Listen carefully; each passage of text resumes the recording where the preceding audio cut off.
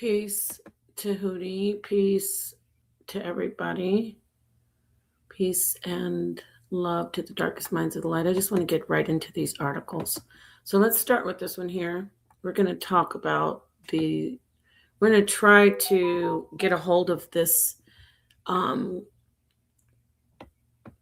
this dangerous rhetoric and this movement that isn't uncommon, but it's been pushed against women for millennia, about how women dress and how women, if they dress a certain way, how their lives are not, how they shouldn't be valued and how should be seen as worthless. So let's start here. Let me start with this first article. Yes, we're going around the world because what's happening is a lot of men in the West who several of them are Muslim and several of them are of the Abrahamic faith, especially Muslim first, and then Hebrew Israelite, and some Christian, but not all. Several men, and even men who are atheists, but it's pushed that women should be harmed, essentially, that they should be looked at as less than if they dress a certain way. Let's read this. Afghan woman killed for not wearing a burqa after Taliban pledged to uphold women's rights. Just get to all these articles and then we'll talk.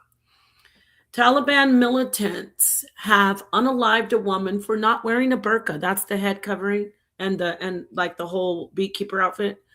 On the same day, the Islamic group's leader vowed to honor women's rights. And they usually double talk over here too. We have this gentleman, and I say that word very loosely and lightly, use it lightly, named Ilkhan Ali, who claims to be he uses, quote, good women, but he pushes that women are worthless if they wear something that is provocative in his eyes. So remember, I say modesty is relative.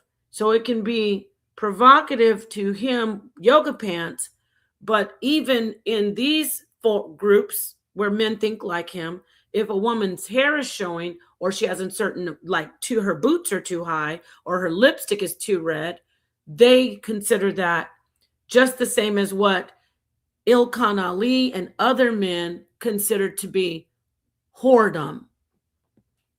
Okay, so let's read a little bit of this and keep getting through this.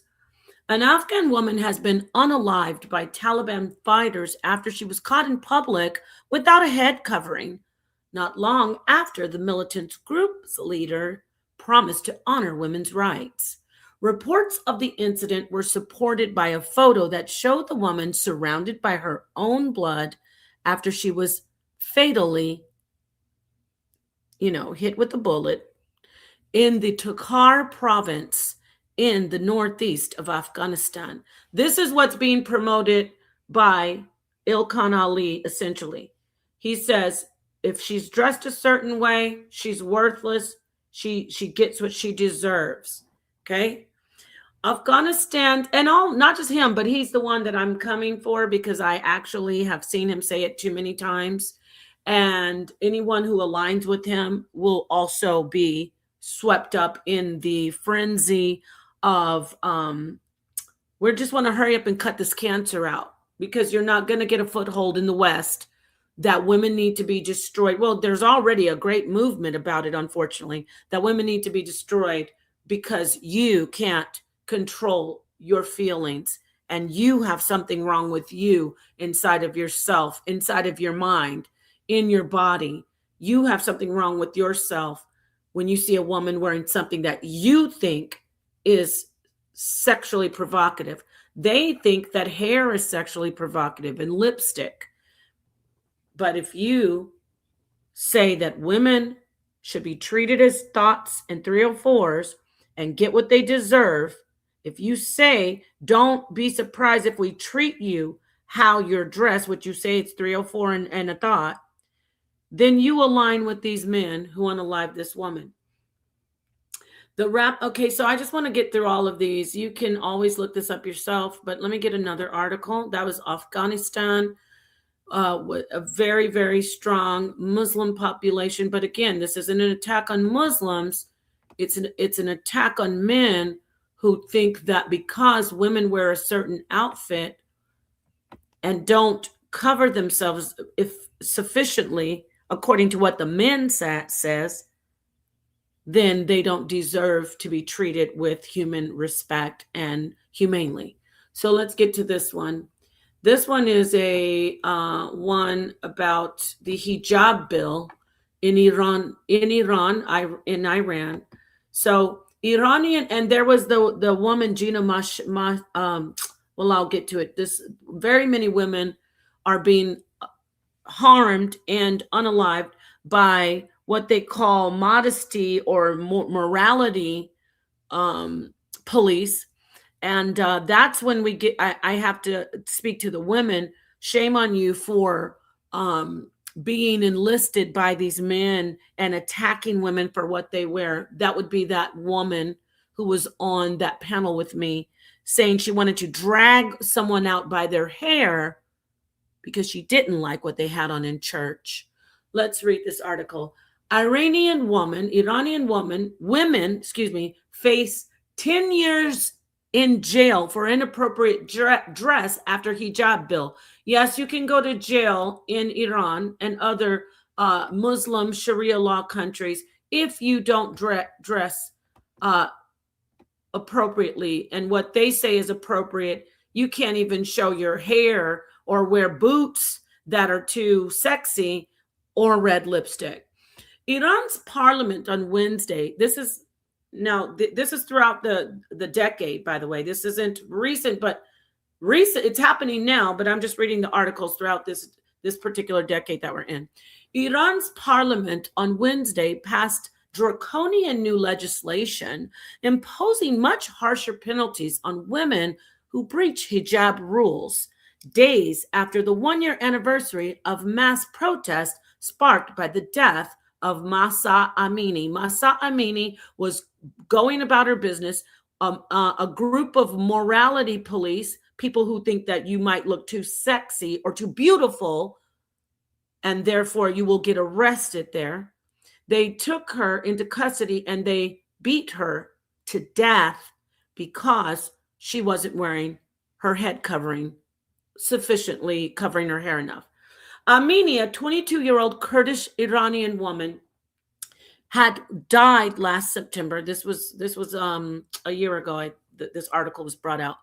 Died last September after being detained by the regime's infamous morality police. I have friends who have talked to me about this morality police. They hide razor blades in napkins and tissues and pretend to wipe lipstick off women, only to, of course, cut the women's lips. This is not a stream for children, by the way, obviously. The morality police allegedly stated that she was not abiding by the country's conservative dress code. This is something that Ali wants. I'm going to play something where he says, why don't we as women attack other women for wearing yoga pants and cleavage to Target or other stores or other public places? The so-called hijab bill, the hijab is the covering, will enact for a 3-year trial period. It sets out various regulations around the wearing of clothing, which, if violated, can carry up to 10 years in prison. Okay, let's keep going. Yeah, this is what these sick misogynists, these women haters want. And they think they're justified by saying, oh, you're a 304. You look too sexy. Let's go to this particular paper. This is just a summary of a paper, okay? I think I'm sharing. So I'm just knocking these out real quick, and then I'll get to the commentary. Provocative dress and sexual responsibility. This is written by Jessica Wolfendale. It's an excerpt from Georgetown Journal of Gender and the Law, and there is a statute. So let's take a read of this abstract. Numerous studies have found that many people believe that a provocatively dressed woman is at greater risk for sexual assault and bears some responsibility for her assault if she is attacked. This is the rhetoric pushed by Ilhan Ali and other men, saying she wore it, she was asking for it. You've heard that. She wore it, she was asking for it. They think that because a woman's dressing in a certain way, she is putting herself out there to be essayed, assaulted in a sexual way. They believe that is what causes the man to do it. Not the man himself and his sickness, but her clothing had something to do with why she unfortunately is attacked. And the same men sexually harass women online and off, telling women, you're a 304, you're a thought because you wear some type of clothing. That's sexual harassment, and they're just fine with that. Furthermore, in legal, academic, and public debates about sexual assault, the appropriateness of the term, quote, provocative as a descriptor of certain kinds of women's clothing is rarely questioned. Yes, when you'll read something, even in some police reports, in news articles, they say provocatively dressed. And of course, these men who are pushing that women wear a certain thing, and that equates to her almost a justification of why she's attacked. Thus, there is a widespread but largely unquestioned belief that it is appropriate to describe revealing or suggestive women's clothing as provocative, or they say a horror uniform in these streets. The black man can be, and woman can have a scathing vocabulary. So they say 304, thought, she's for the streets, all the things that they love to say to demean women and to harass women for wearing something that they may not want their wives or their children to wear, their daughters.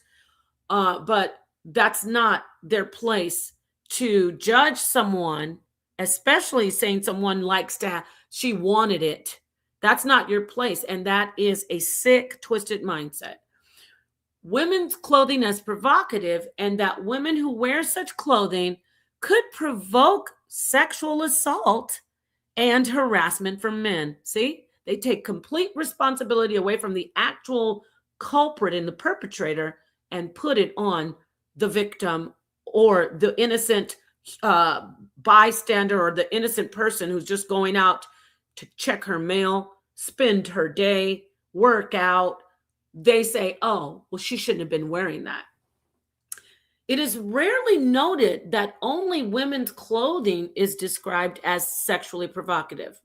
Men's clothing, no matter how revealing, is never described as provocative. And I'm going to play something where you hear him talking about so basically you'll hear this man, Ali, and other men say, well, what if we wore this or what if we wore that? Men do wear things like that, and women don't go around calling them, saying they want to sleep with everybody. So why is it that men aren't called provocative, or even worse, when they wear revealing clothing? Why is this the case? This article challenges the assumption that it is appropriate to describe women's clothing as provocative. When they use the word provocative in this very professional abstract, they're talking about where they say 304 thought, where you call women that. That's what they mean. Drawing on models of the legal defense of provocation and research on objectification and responsibility, this article demonstrates the continued use of calling women 304s or thoughts, but they're saying provocative term, normalizes and entrenches deeply problematic attitudes about women's responsibility for men's sexual behavior. Ilhan Ali and everyone else especially Hebrew Israelites and Muslims and some Christians who are very, very strict with how women should dress. You are equating. Let me go to the top of this. The article that I'm reading, the abstract of, demonstrates that there is a continued use of the word provocative, or calling women 304s. This term is normalized. Yes, it is. And it's entrenched, deeply entrenched, and problematic. It makes an entrenched, problematic attitude about women's responsibility for men's sexual behavior. I am not responsible for a man's sexual behavior in public when I'm walking around with something on. I am not responsible for a man's sexual behavior. I am not responsible for how men control themselves or how men keep their hands to themselves. I am not responsible for men running up to women while they're at Dollar Tree and relieving themselves on a woman's leg because she had on shorts. We're not responsible for that sick behavior. Okay? The social interpretation of women's clothing as provocative arises from the privileged social and legal status of men's sexual arousal and the objectification of women's bodies. Let me read that again. The social interpretation of women's clothing as provocative arises. So they're saying their clothing arises from the privilege, social and legal status of men's sexual arousal and objectification of women. No. Describing women's clothing as provocative thus reinforces a problematic conception of women's bodies and sexuality that is connected to women's experiences of their bodies, their clothes, and shape their vulnerability to sexual assault and social and legal attitudes to such attacks. So, yes, we know that it's not us. We know who it is, and I'm going to bring light to it. I'm going to continue to bring light to this. So, we're not, I can put this link in the chat. I doubt that anyone will come in and defend the stance that men have taken. Some men, not all. There's some beautiful men that I have in my life and that I know as friends and family and colleagues. I know that all men are not saying women are 304s because how they dress, but a little cancer is very, very dangerous. All right, let's see here. Men aren't allowed to express let's read this. Men aren't allowed to express their attraction to women. Only men that find women arousing can do this. But before the initial meeting, women don't let men know that. Okay, that's a lot. But thank you for your comment. What is a 304? Exactly. Great question. What is a 304? Exactly. So what's being done is I'm going to use, because I'm going to play Ilkan Ali talking about women, I'm going to play a recording of a panel I was on. He equates women wearing yoga pants and cleavage to the grocery store, to Target. He equates a woman wearing that with a man sending an unsolicited, I'm going to say it again, an unsolicited, one more time, a DP to a woman when she did not want it or expect it or ask for it. And you know what DP means, okay? Okay, so we know that. You get what I'm saying. So peace to Cedric. Let's see what I think. Women shouldn't fall for the reverse psychology of being called a 304. Exactly, but the issue is they are pushing men to attack women for what they wear. I laugh at it, but it's still dangerous. Let's see what Jazali says. You never meet men who get offended by being called a dog. Exactly. Well, you know what that is. You get a trophy for having a bunch of bodies if you're a man, and if you're a woman, you get hit upside the head with that trophy, right? Let me see here. I want to play this for you guys. I did have it queued up, but now I think I lost it. Dang it. What I'm going to play is just the audio of the panel I was on. Yes, here it is. Okay, so you're going to hear him come in, and he's always saying, why don't we women do something? And of course, one of these women on the panel is some radical, hypocritical Christian Orthodox, Greek Orthodox lady, and she's like saying how she wanted to drag a woman out by her hair in church because the woman wasn't dressed appropriately. But first, let's listen to this guy, and I'll let you hear what he says about women and what they wear. Yeah, let me ask y'all this, the sisters. Why y'all don't go at the sisters' head like that? I really believe the current market of women are doing is equivalent to a man sending a woman a D-pic. I mean, sending a woman her D-pic. What women are doing today is literally showing men their bodies when men don't even want to see it, and then you get upset if a man objectifies you, and you think a man wants to see it, but it's right in front of his face. You notice he said you'll get upset if a man objectifies you. That legal abstract from that legal paper is pointing at him. I don't need you to objectify me, and which means grabbing somebody on the butt, saying, hey, let me have some of that chon or something. Excuse, I shouldn't have said that on here, but something sexual. You don't get to sexualize and objectify me because here's the case in point, right? What if she's going to ballet practice? Yes, I'm using that. Even if she's not, she could just be going to pick up a carton of milk. But what if she's was working out? What if she's just, that's what she wants to wear? And not even the tight stuff. What if she's has something that's see-through that she didn't see the skirt was see-through when she was in the house. And when she get outside, the summer dress, you can see straight through it. Now she has to be objectified by you? No, you have the problem. You are the one with the problem. It's your behavior. She's not responsible for you. It's right in front of his face. But why aren't women collectively Do you hear this? Hey, what y'all doing is equivalent to a man sending you a D-pic. He wants us to go attack women. What women are doing is equivalent to a man sending a woman a D-pic. I mean, sending a woman her D-pic. What women are doing today is literally showing men their bodies when men don't even want to see. I need you to turn your camera backstage if you want to hit the panel. Thank you for attempting to join, but I need to see you. And then you get upset if a man objectifies you, and you think a man wants to see it, but it's right in front of his face. But why aren't women collectively going, hey, what y'all doing is equivalent to a man sending you a D-pic. If you don't want him to send you a D-pic and you don't like him, why are y'all putting y'all breasts and booties all over the internet, all over the gym, all over everywhere when we don't even, you know what's so bad? Well, we tired of it. Like, it's like, it just. I need to see who you are, because if I need to know who you are. Yeah, you can't show your face or what? I see your hat. I'd like for you to come on. You don't have to listen. Let me say this to you. You don't have to show your face on the panel if you don't want to, but I need to see your whole face. Yes, can you back up?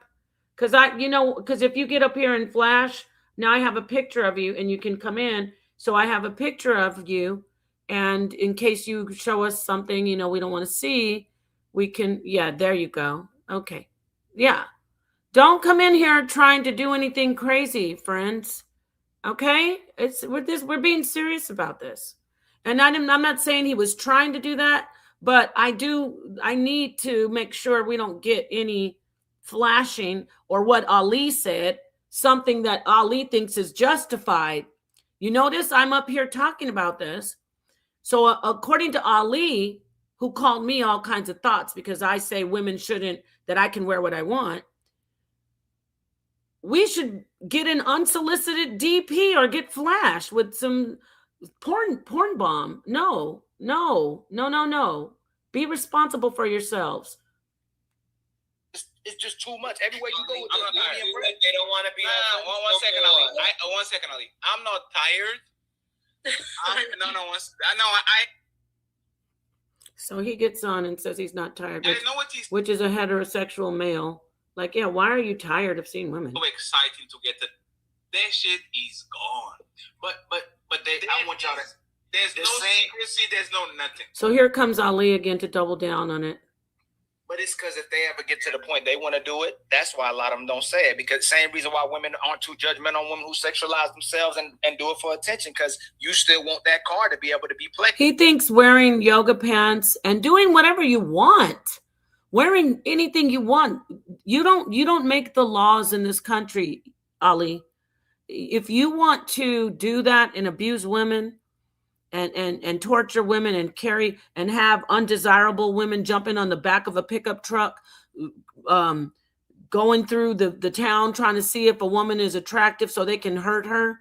If you want that, you need to move to the Middle East over there in Iran or Afghanistan or something. Okay. If you want to learn how to speak Farsi, learn Farsi and go, because that's what they speak. Okay. We don't do that over here. Just because you don't like what somebody's wearing, you get to sexually harass them or assault them. Played instead of sisters having the same energy for what men do, using it for sisters as well too, but they're not never going to stop because y'all stand too close to each other. That's what we keep talking about. Like, you will not condemn her for showing. You don't want me to like a butt pic, a breast pic, any type of pics, but then you posting those type of pics and you're not getting on the women showing that to your man. He's not making any sense. He's all over the place. First, he says that women should approach other women and tell them, you can't wear that, like the morality police in the Middle East, where they're unaliving and harming women and unaliving them. Then he goes into talking about relationships, like telling women, if you don't like your man going to a woman's twerking page and liking her twerking, that's not the same thing. If you're going to her page, you said you don't like it, Ali. So why would you be over there liking her twerking page?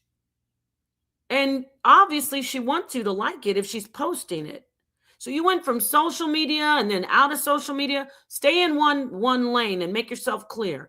You think that women should be treated and should be mistreated if they wear sexy clothing, which is also known as provocative, or you like to call it a 304 uniform. You think they should be treated with sexual harassment or worse, because you said they deserve to get it's the same as getting an unsolicited DP. No, it isn't. And like, I was gonna ask my lady the other day, if a woman came up in front of you, that's your friend, in front of me dressed like this, would you take it as disrespect? You know, I was gonna ask her. I would think y'all were. If a woman comes dressed in your house in front of your children inappropriately, it'd be disrespectful. See how he went from public to in his house? He just wants to hate women. So he's grasping for straws everywhere. Now you're talking about someone coming in your home. If it's your home, you decide how you want people to dress inside your home. That has nothing to do with people going out in public or posting on a social media platform. They're regulated, sir. Instagram, YouTube, Facebook, TikTok, they have regulations, but you want to take it a step further.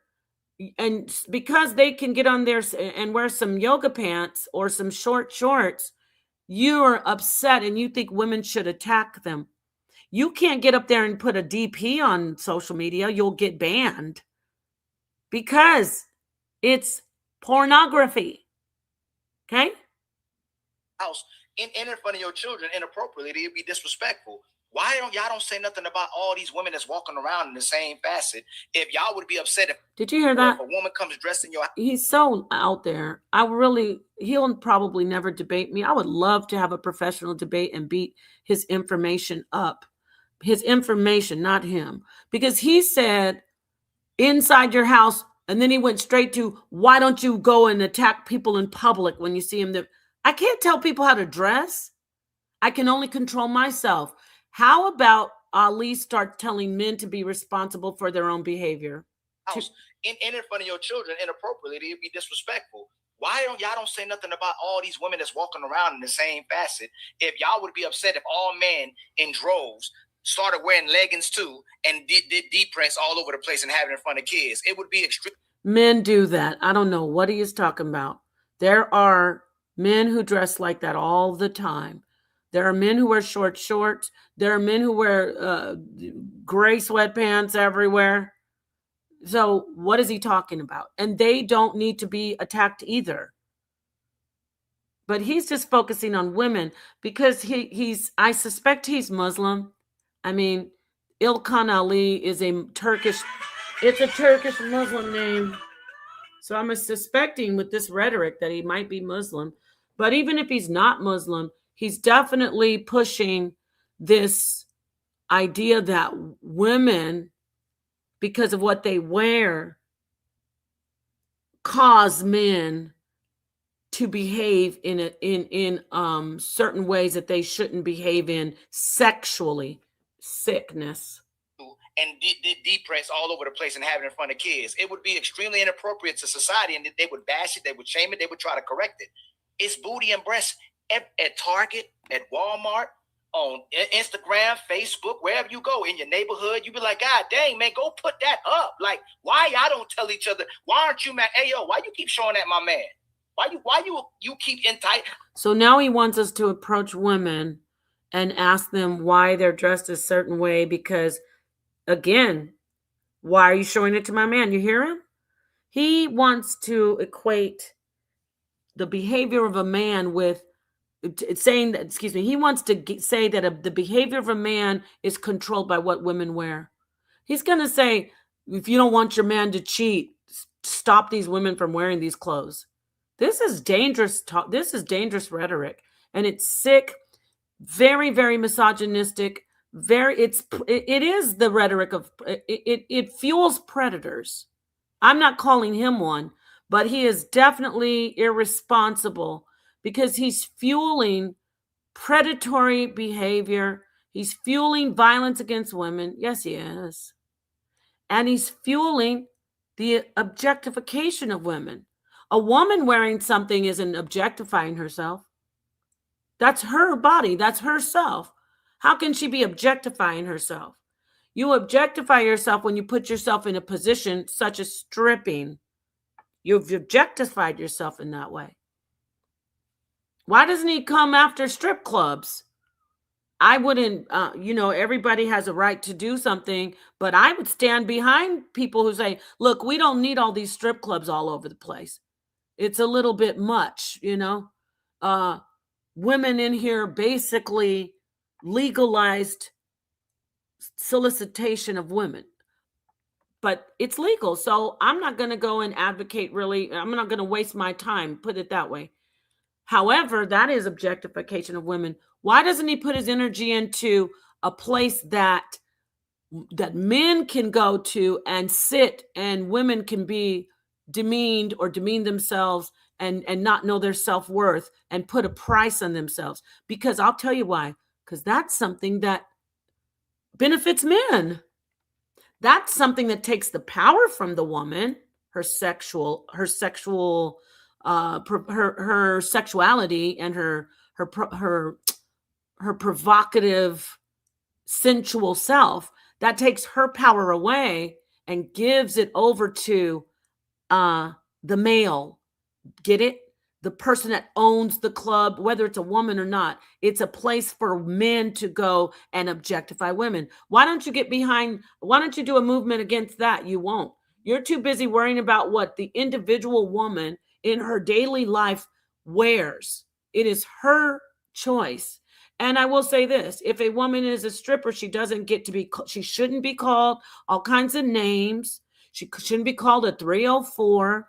You don't have a right as a man or a woman to be calling her all kinds of 304s I'm saying in bothering her. You can say what you want about her in your own life, in your mind, but you don't have the right to sexually harass women because of what they look like or what they are doing to their personal selves. Not to you, to their personal selves. Get it? So if a woman is twerking, I don't like it. I think it's bad behavior, but you don't have a right as a woman or a man to contact her or to say to her, you're a thought, you're a 304. That's against the law. It's sexual harassment. God. I'm trying to keep my man monogamous and not cheat on me. Like, why you keep showing that to my man for? Why you got a man? Why y'all don't do that with each other? Let me go back. It's booty and breasts at Target, at Walmart, on Instagram, Facebook, wherever you go in your neighborhood. You be like, God dang, man, go put that up. Like, why y'all don't tell each other? Why aren't you mad? Hey, yo, why you keep showing that my man? Why you keep in tight? I'm trying to keep my man monogamous and not cheat on me. Like, why you keep showing that to my man for? Why you got a man? Before the sexual revolution, everything was misogynistic. I never said anything like that, my friend. I never said that. Ever. I never said it was misogynistic. We're not going to conflate bad behavior of men and men abusing women. That's misogynistic or misogyny. We're not going to conflate that with fashion, because that's what he's doing. He's veiling his desire to abuse women and his misogynistic view of women. He's veiling it in, oh, I just want women to dress more modestly. That's not his place. His place, he controls his woman if he wants, if she lets him. He controls his children and whoever, maybe some employees.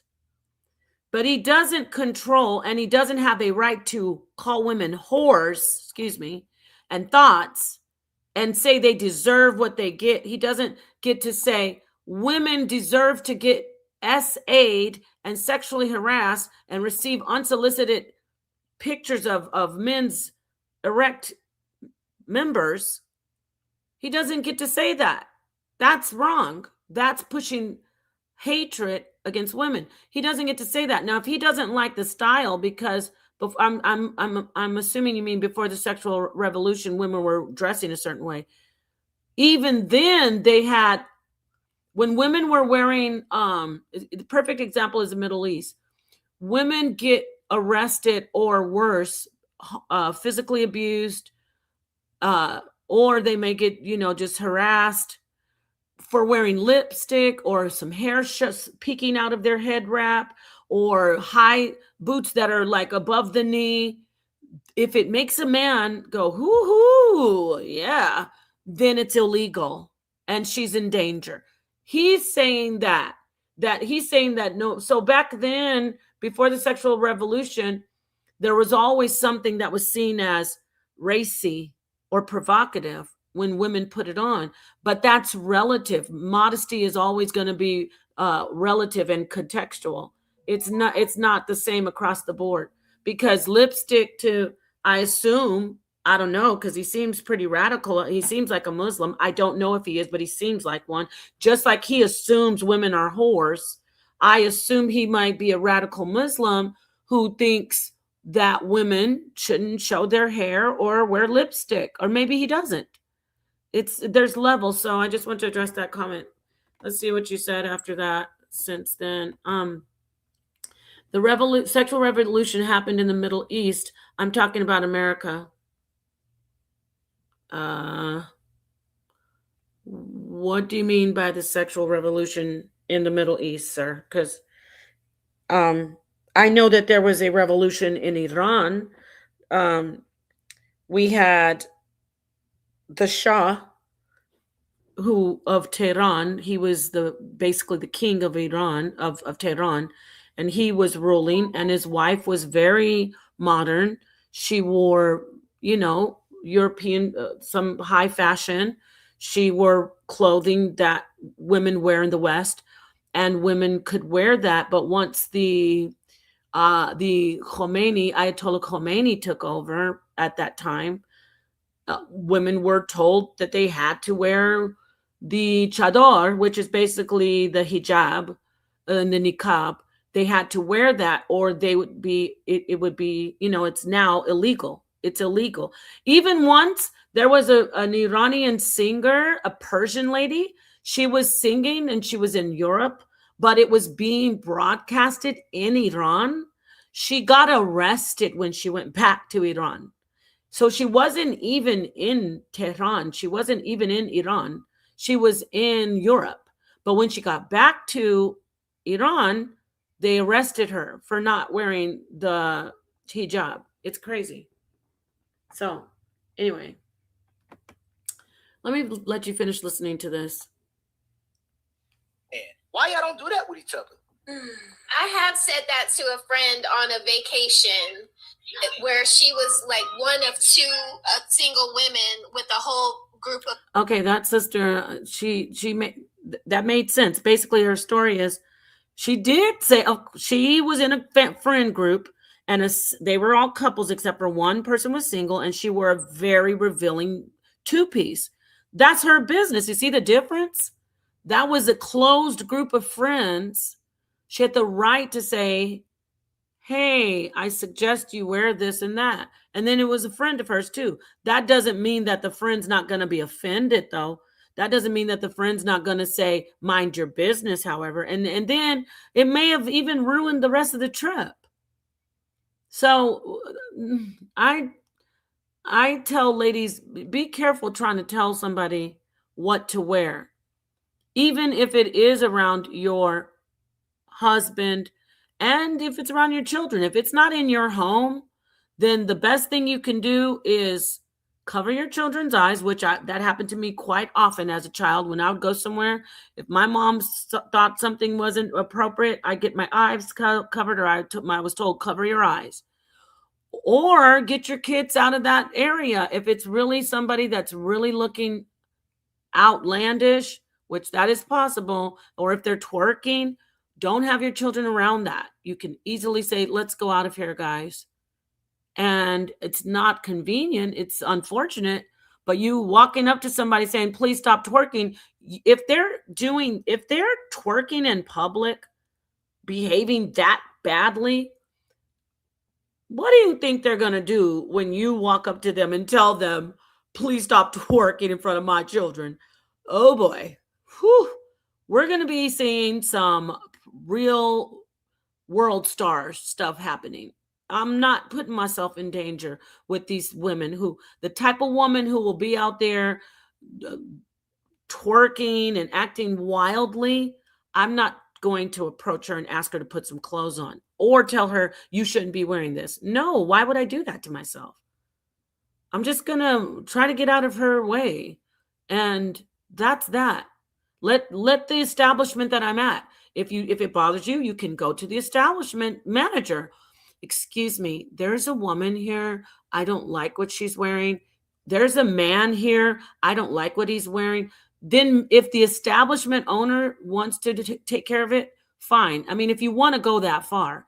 But he wants us to go around policing women like the moral police over in the Middle East, and just attacking women. And again, if I see a woman, I'm talking about for them, trying to give them options. But at the end of the day, if you see somebody wearing yoga pants and you don't like it because you can see a little too much, divert your eyes away from her region. Okay? It's really that simple. But no, he needs to control women. That's what he wants. He wants to control women. He was like once when someone fails to pay their property taxes, so anyway, actually creates don't forget to hit the like, by the way. Something like that, but imagine a bathing suit. Yeah, it was like the lady in the it was worse than that. So this lady is cleaning the pool in a monokini. Man, they do it for other men. This guy, the worst part is, he has a real problem with women. You know what the worst? Hold on real quick, Napa. Jacoby, you know what the worst part is, fam? They don't even do it for their own man. They do it for other men to look at. That's how much of thoughts most of these women are. You dressing like that for another. Do you hear him calling women thoughts? How does he know why they're doing it? You get it? He's very, very hateful toward women, and he wants men to harm women. He does. He wants men to send unsolicited DPs to women. He wants men to look at women as inferior and not worth, basically not worth living as much as men, if they dress a certain way. How does he know if they want to do it just for other men and not? It's not even logical. Let me break that down. He says that he can see it, and that it's turning him on, basically, and he doesn't like to be turned on by strange women. So if he can see it and he's a stranger, why wouldn't she be doing it for her own husband if her husband is a man and can see it too? Logically, she knows her husband's a male if what he's saying is true, which it isn't, he's saying women want to make men aroused, and they don't like the control that a woman has when she wears something revealing. Meaning, yes, she's beautiful. I'm not going to come out with that naivete. Oh, maybe she just wanted to wear that. Sometimes she does just want to wear it. But maybe she wanted to get some cleavage because she has to go to the court, and she knows the judge is a man, and she knows that she's going to have to throw herself at the mercy of the court. Are you mad that you can't wear gray sweatpants to court? Are you mad at that? Sure you are. You're mad that women have that privilege, pretty privilege, that she might put on some nice lipstick or some lip gloss. She might put on some eyelashes. She might make her hair look pretty. She might put on some very nice perfume. You are upset that women have that power. And that's sad because you're a man. You're a heterosexual man. But you have that mindset that you want to control women to the point that if they have their own control and their own beauty and sensuality and attractive and seductiveness, if a woman is seductive, you're angry that if it doesn't work for you, Ilkhan Ali and every other man who thinks women should be harmed or be looked down on if they are wearing something provocative. Let's finish listening to this. How much of thoughts most of these women are. You dressing like that for another person to look at. Oh, so she's a thought. That she had a swimsuit on in the pool. No, she at least is an attention whore in the park. Can you agree? She's in the pool. So basically, he says the woman is a thought if she wears something sexy. He gets to the point where he starts calling me a thought. So let me get to that. No. She's in the pool. So she's in the pool and she's using one of those pool things to clean the pool, and she's kind of like barely bending over, but she is kind of bending, going forward. So what? Are you that mad that she's sexy? And she's in her own pool and she posted on her Instagram. It's very classy. I'm going to see if I can get it for you. It's very classy. She's bending and she's like moving around and she's acting like she's busy, but she's seductive. You're mad at that. You're mad at that. I'll show it later. I can't show it right now. Hold on. Let me just let you hear it. She is literally pretending that she's picking shit in the, like, you're not the pool boy. What the fuck you doing? Okay, that's not Ali talking. Okay, but what is she supposed to have on in the pool, though? No. Are you really not acknowledging what this woman is doing right now? No, it's fine. 1 second, Napa. Napa, it's fine. Be wearing a scuba diving outfit? No. Let me. Yeah, what is she supposed to wear in the pool? A scuba diving outfit? Peace, no saint. They want women to wear scuba gear in the pool. Yes, they do. They want them to be wearing some, some crazy latex scuba gear, looking like they're going to go into some hazmat situation. Actually, answer that. You should wear a bikini. You don't have to post on the internet for 3 million people to see. But if you want to, you can, right? Just like we can be on the internet talking. Why can't she post on the internet? If she's married or not married.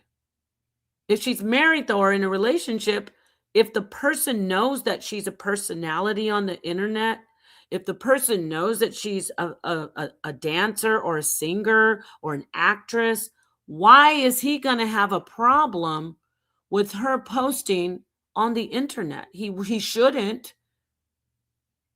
He shouldn't. You know, should she have a problem with a man if he's on the internet and he's a basketball player, and I mean if he's in the public eye and all these beautiful women want to take pictures with him after the game, and he stops and signs their oh, can you sign my top? Signed it right up here, right by my shoulder. Yeah, what if he signs her shirt up there? Oh, is his wife supposed to go crazy? Why the hell did you sign her shirt by her breast? Come on, I didn't, baby. It's not even a big deal. And that's even worse than someone putting up a picture.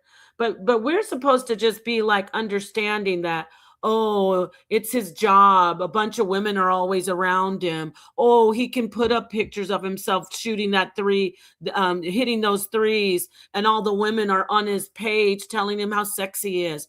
No, she's an entity. She's an influencer. She can put herself on her social media.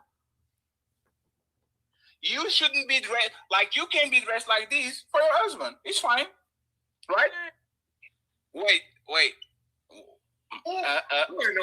It doesn't even make sense. They want you just to dress like it's a dress they're showing now. Like it's got the cutouts in the side, but it's a body conscious dress, and the sides are cut out like around the pelvic area, but it's got the strip down the middle. So, okay, you just want women to dress like that for their husbands. It's 2026. We live in the United States. Everyone and their mother is wearing body conscious outfits. If you don't want to, don't wear them. I won't judge anyone off that, but I'm not going to call somebody a 304 or a thought for their fashion choices. You're talking about because he's happy, I guess. He does that with everybody. That's his thing. They do the walk across the street, and he just. Anyway, let me get to the part. I'm a six-figure funded trader, and I've passed plenty of challenges just like this one, using just one tool, the fit. Because people are body conscious, men and women. So it's listen. Disingenuous. So okay. Before, I don't look. Damn, you agree? I don't know if you're Muslim. Okay, so I'm talking to Ali. I said I don't know if you're Muslim, and let's listen. Or what? Damn. But women. Did I break up? Did I break up? No. Women who wear clothes like that, you're right. You go to the gym, and sometimes I just laugh. It's hilarious. Some of the stuff they have on. But I've said this before. I don't look at women. This is how people dress in society now. So saying, their thoughts and, this and that is disingenuous because people are because I'm giving you why. You said a lot.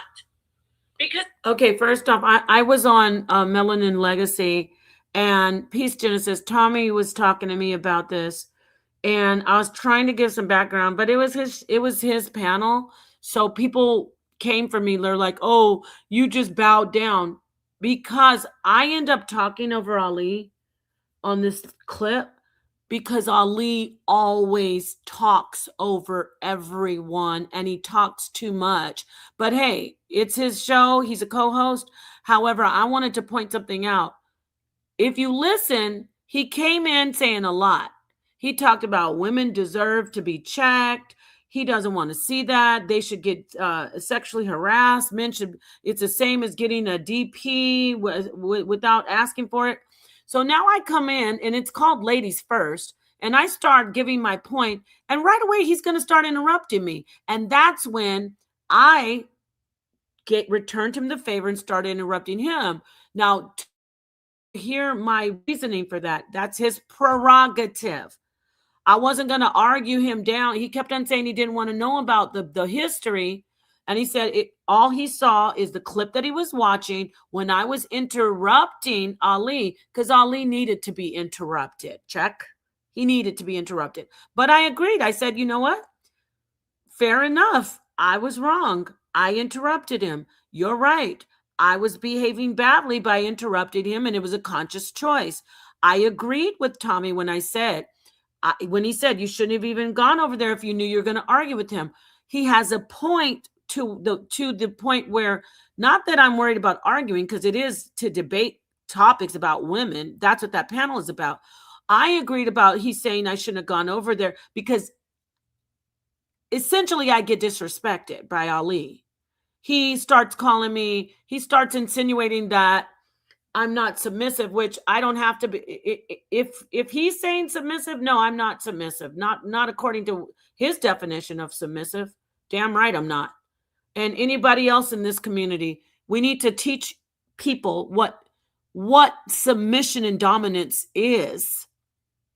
You don't get to abuse people and they just keep eating bowls of caca from you. And you say, oh, that's a very submissive person. Yeah, there's submission there, but it's oppression and it's abuse.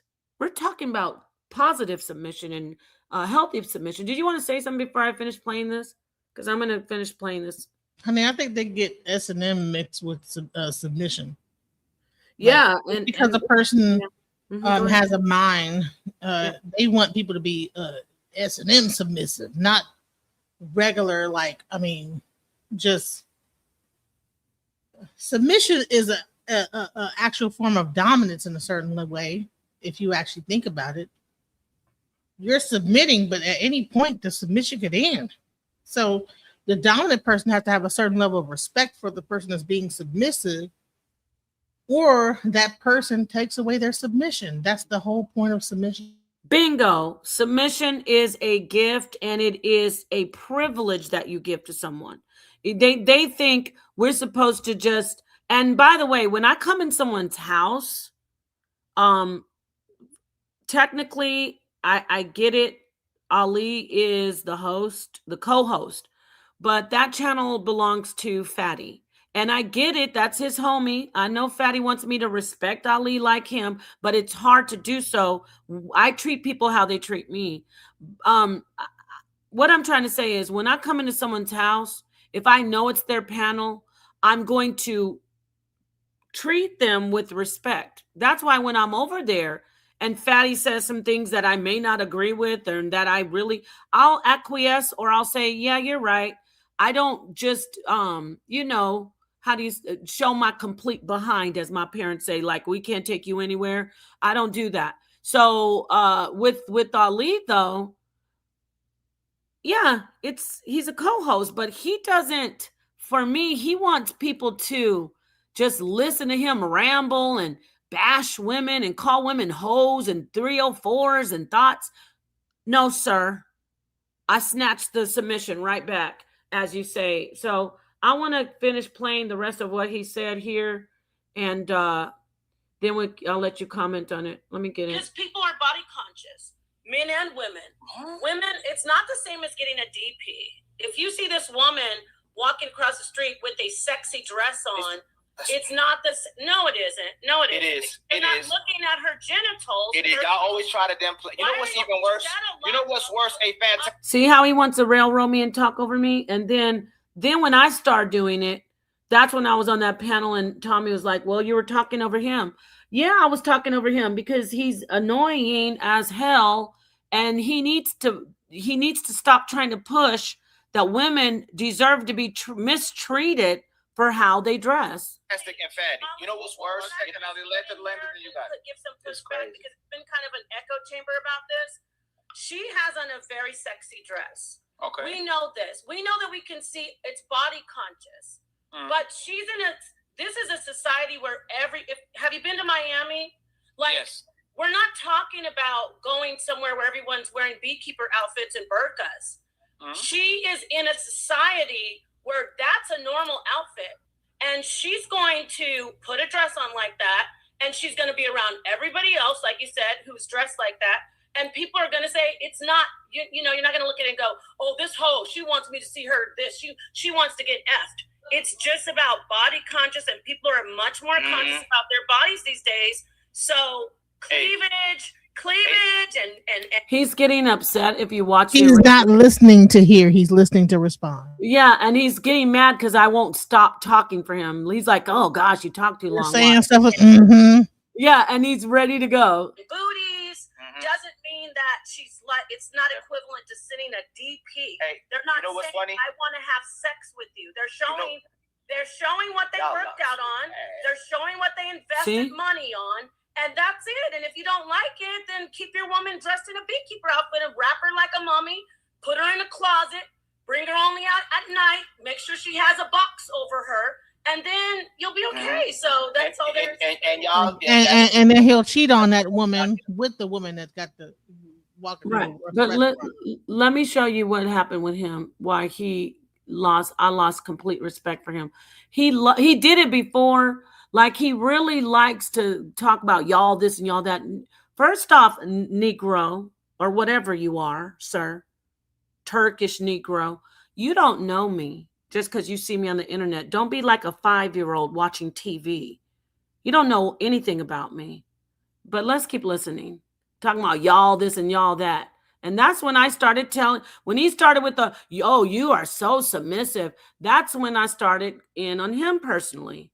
Wrap her like a mummy, put her in a closet, bring her only out at night, make sure she has a box over her, and then you'll be okay. So that's all there is. And y'all, and that's a lie. Just like y'all get upset with young girls who can get the men you can't get anymore. You'll when you get 50 years old and your body, I'll buy the land.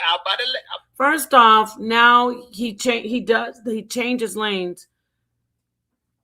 Male chauvinism, better known in social media, Black manosphere. Yes, it is, Max. Peace, Max. Peace, Zion, and peace to DMG. Yes, everybody, this man starts talking about, first he said we need to check these girls who are wearing the outfits, when I just gave him all these facts and let him know, listen, this is a body conscious, whether you can only control your own circle, right? He starts talking about you're going to be jealous of them. What the hell? Where did we go from you don't want to see those titties and booties to now I'm jealous of those titties and booties? No, you're jealous of the titties and booties. And that's why I cut him off and started saying, you're the one that's upset with them. Because he thinks he's triggering me, baby. He has the wrong one. And y'all know he does. He really, really has the wrong one. Let's listen a little bit more. You want to say something before I start it? Peace, DMG. I don't know if I said they love to do is try to make younger women, pit younger women against older women and say, oh, see, you're just mad because you're 50 and she's 20 and her body is younger. And now you've hit the end of the road and you can have children no more. The end of the road. You mean the wall? As if Cootie Cat just ceases to exist. Like our vagina is like disappear. Okay, hold on, don't go too far. You know I got to keep this up. I mean, I know. I agree with you though. You use a code word.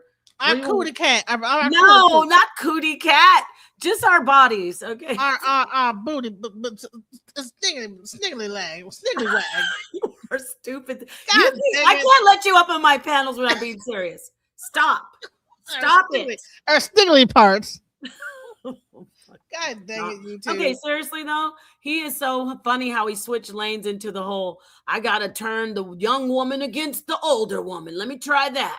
Yeah, it's like, it's because you 50 and she 20 and you and by the way, he said when you turn 50, thanks Ali, you make me feel good about myself. He says once you get to be 50, listen. But you're upset with the young girls.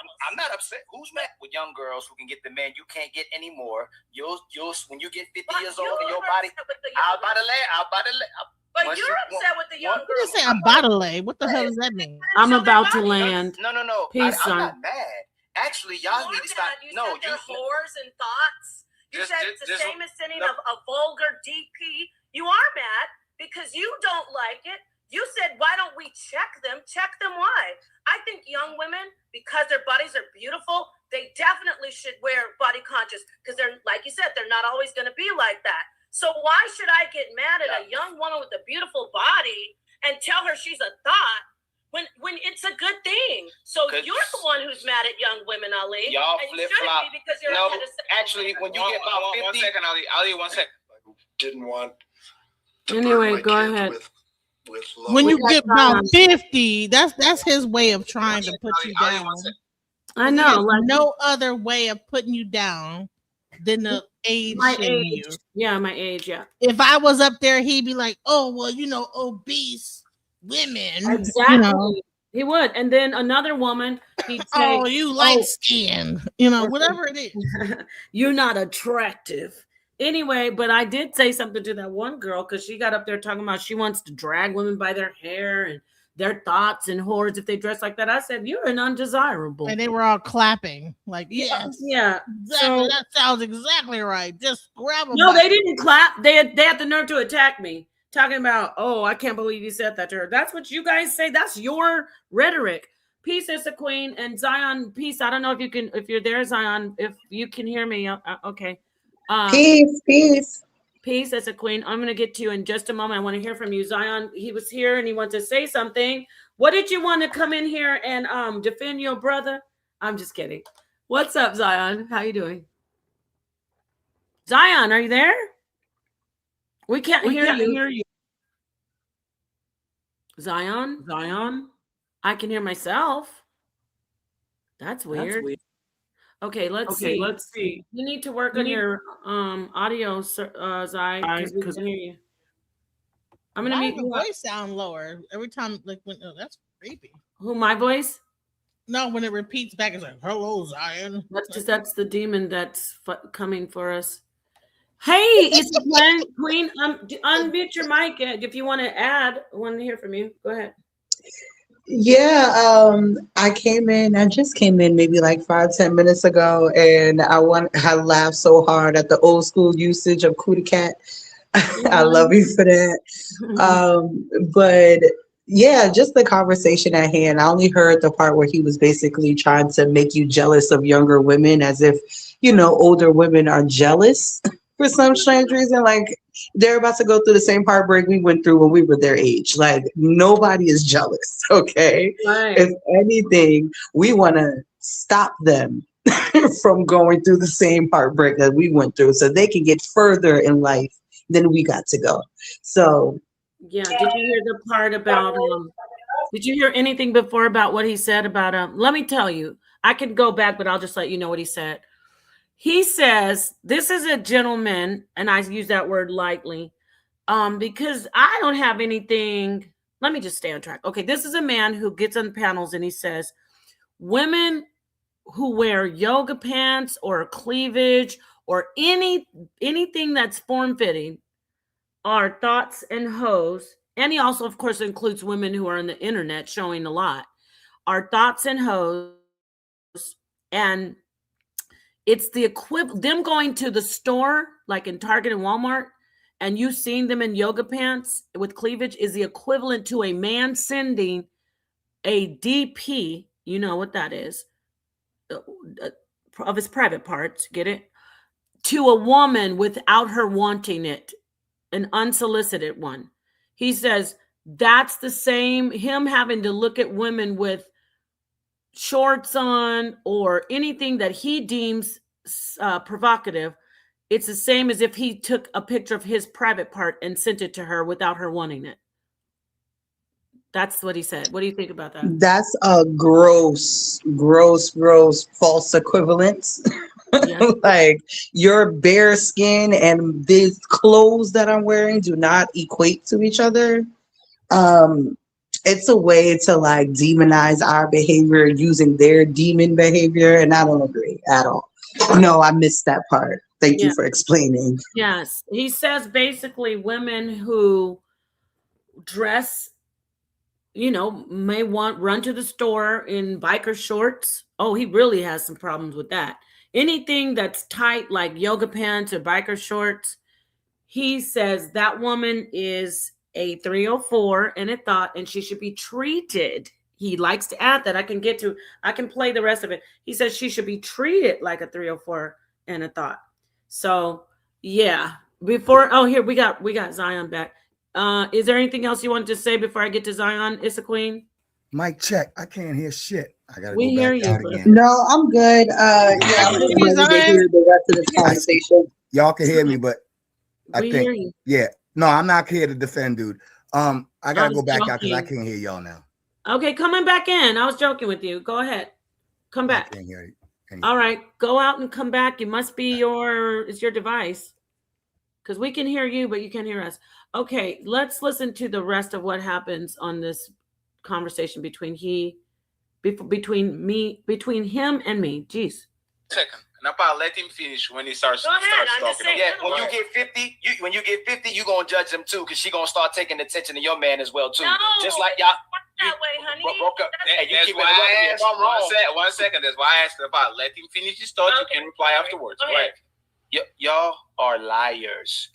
Most of y'all, when y'all talk about young girls and try to make men out to be predatory because an older man can pull her, you're actually jealous of her because you can't get whoever said anything about men predatory, like he's just pulling out shit, excuse me, out the air. Like he's the one who said he doesn't like women looking sexy. And now it's all about me not liking young girls. Those men anymore. Same way when you start losing your body, you start aging, you get old, and you start becoming a so-called righteous woman that found God, you're only judging that girl because you can't do it anymore. Y'all lie. Y'all know exactly. Who wants to comment on go. anybody want to approach this? And that's how he was able to probably get the young girls to agree with him. Doesn't make that whole commentary is just to like get people on his side, because you were not talking about anything closer to that. He's the one who talked about young women wearing thongs. So now it's not even about what his original comment is. It's now trying to attack you or attack the older women. And now it becomes a conversation about older versus younger women. Yeah. So that's moving the goalpost, sir. Like we weren't talking about that. What are you talking about, sir? Thank you. What do you agree? Issa, I'm just gonna let you weigh in before I start the audio back up. Excuse me. Excuse me. So, let me play the rest. Yeah, he was just moving the goalposts and trying to get them to side with him. Judging that girl because you can't do it anymore. Y'all lie. Y'all know exactly what y'all doing with your bodies every single day. It's not for righteous attention. It's not for God. It's not for a husband. It's not for looking like a... First off, there's a lot of women who are dressing sexy to attract a husband, sir. I don't know what he's talking about. He's on some weird Bible. Even if it wasn't to attract a husband, why are you... Okay, listen. People get so hyper-focused on things that ain't got nothing to do with anything. If a woman gets dressed up, why do you think it's your right to tell a woman what to wear, how to wear it, and if she's attracting a husband or a wife or a whatever, you know? Yeah. And then you're gonna say, okay, well, no, the men, we don't want to see y'all out here with y'all, whatever, hanging out. But if they 50 years old, y'all competing against other women. No, you're trying to pit younger women against older women because you lost the argument. Exactly. So now you have to like change the subject into something bullshit to seem like you have a valid point. Period. Thank you. Zion, how's it going now with your setup? Check. Can you hear me? Yes, we can. Hey, y'all. Hi there. Are you cold? No, well, I'm downstairs in my grandmama's basement. I'm in New York. Y'all. Oh, you're in New York City? I'm in New York, live and in action. You know what I'm saying? Are you in New York City? Yeah, I'm here. I'm home. I think Issa Queen is in New York City too, aren't you, Issa Queen? You need to go see Son. I'm in Long Island. I'm in Long Island specifically. Oh, you told me you were in I know you live in Long Island. I live in Syracuse. I'm from Long Island. Oh, I'm here. I just laid my grandmother to rest today. Oh my goodness! Can't you see my puffy eyes? My eyes is puffy. Yeah. Oh, I'm sorry. Yeah. Well, my condolences and peace and blessings to you. Yeah. No. Oh, she was on her way. I heard. Huh? I remember you said she was transitioning. Yeah. Oh, Zion, the AI thing we went over. Yes. Oh, we got to do that dream thing. You see? I forgot. Did you see the part where I was in the funeral in the AI video? No, you got to send it to us again. That I did that like 2 weeks ago. Today I actually lived the video. That is amazing. That's beautiful. That's Isn't like that crazy. Yeah. Did they come to your house? Huh? Did eat dinner like the same way that video did? To eat the dinner like it was like a. AI well, I had dinner with my family today. Like the same look, like with the AI. The house and everything looks like I'm going to do a video showing the house and everything. You know what I'm saying? There's some slight variation, but the very same feel. And the crazy thing is, when I'm having dinner with my family, had tons of, oh my God, we had church last night. I mean, we had church last night. Church? Really? What did you guys do? The church was packed. So my grandfather's house is right, but the church is right next to the house that they built together. Oh, that's nice. You know what I'm saying? 75 years together. So anyway, so everything was at the church. And we just had food and everything like that. It was nice. Keyword 75 years. 75 years. Can you imagine? Together. Can you imagine that? Damn, that's beautiful. You know what I'm saying? You know? Damn, that's awesome. And that's what I came on here actually to say when with these characters that, you know what I'm saying, these very angry incel type men and manosphere. I don't know what's going on. Like, we've lost focus of what I just witnessed, you know, and they placed her. I got the video. When you guys can check it out on my page. I got the video of you know what I'm saying, they buried her right above him, you know what I'm saying. Oh wow. So that was, you know what I'm saying, the very thing. She's with Joe, you know what I mean, now. And she wanted to be with her husband a whole year later. So you know, the people talk about all of these freaking daggone, oh, women this and women that, you know what I'm saying? And oh, you got to be this or you got to be that. And they don't have, you know what I'm saying? Like, I'm 51 years old. I don't got 75 years. I wish I had spent 5 years to spend with somebody. Oh, that's sweet. Yeah, I was thinking that for a long time. These dudes talking about, like, yeah, they got their priorities backwards. They want to sit here and hate on and call women this and call women that, but they themselves are not whole men to be in whole relationships. Because if they had that kind of love, that Joe and Emma love, they wouldn't be talking smack about nothing. They'd be trying to lead by example. Shut your mouth, fix your face, wipe your mouth off. Yeah, that's right. You got that right. Thank you. I knew you weren't coming in to support him, but thank you. And our condolences, and what a sweet, loving. That's a beautiful transition. Yeah, it was always beautiful, y'all. It was so beautiful, y'all. That church was packed, and I mean, you know what I'm saying, there was smiles, love, freaking laughter, tears. I mean, if I ever, you know, that was one way to go. It was remembered very well. You know what I'm saying? Very well. So that's beautiful. So Zion, I'm gonna play a little bit more of this. Okay. Yeah, go ahead. You know what I'm saying? I'm gonna fall back, but I'm here. Yeah, no, we want you to be here, definitely. So I want you to hear the part, y'all, when he starts talking about, because I told him he is acting like a woman. You know, I had to go there. And then he told me, you got to meet him. You got to meet him. You got to meet him when they playing field. So they're going to be very, very, very, very. What happened here? Genesis is turning. Hold on.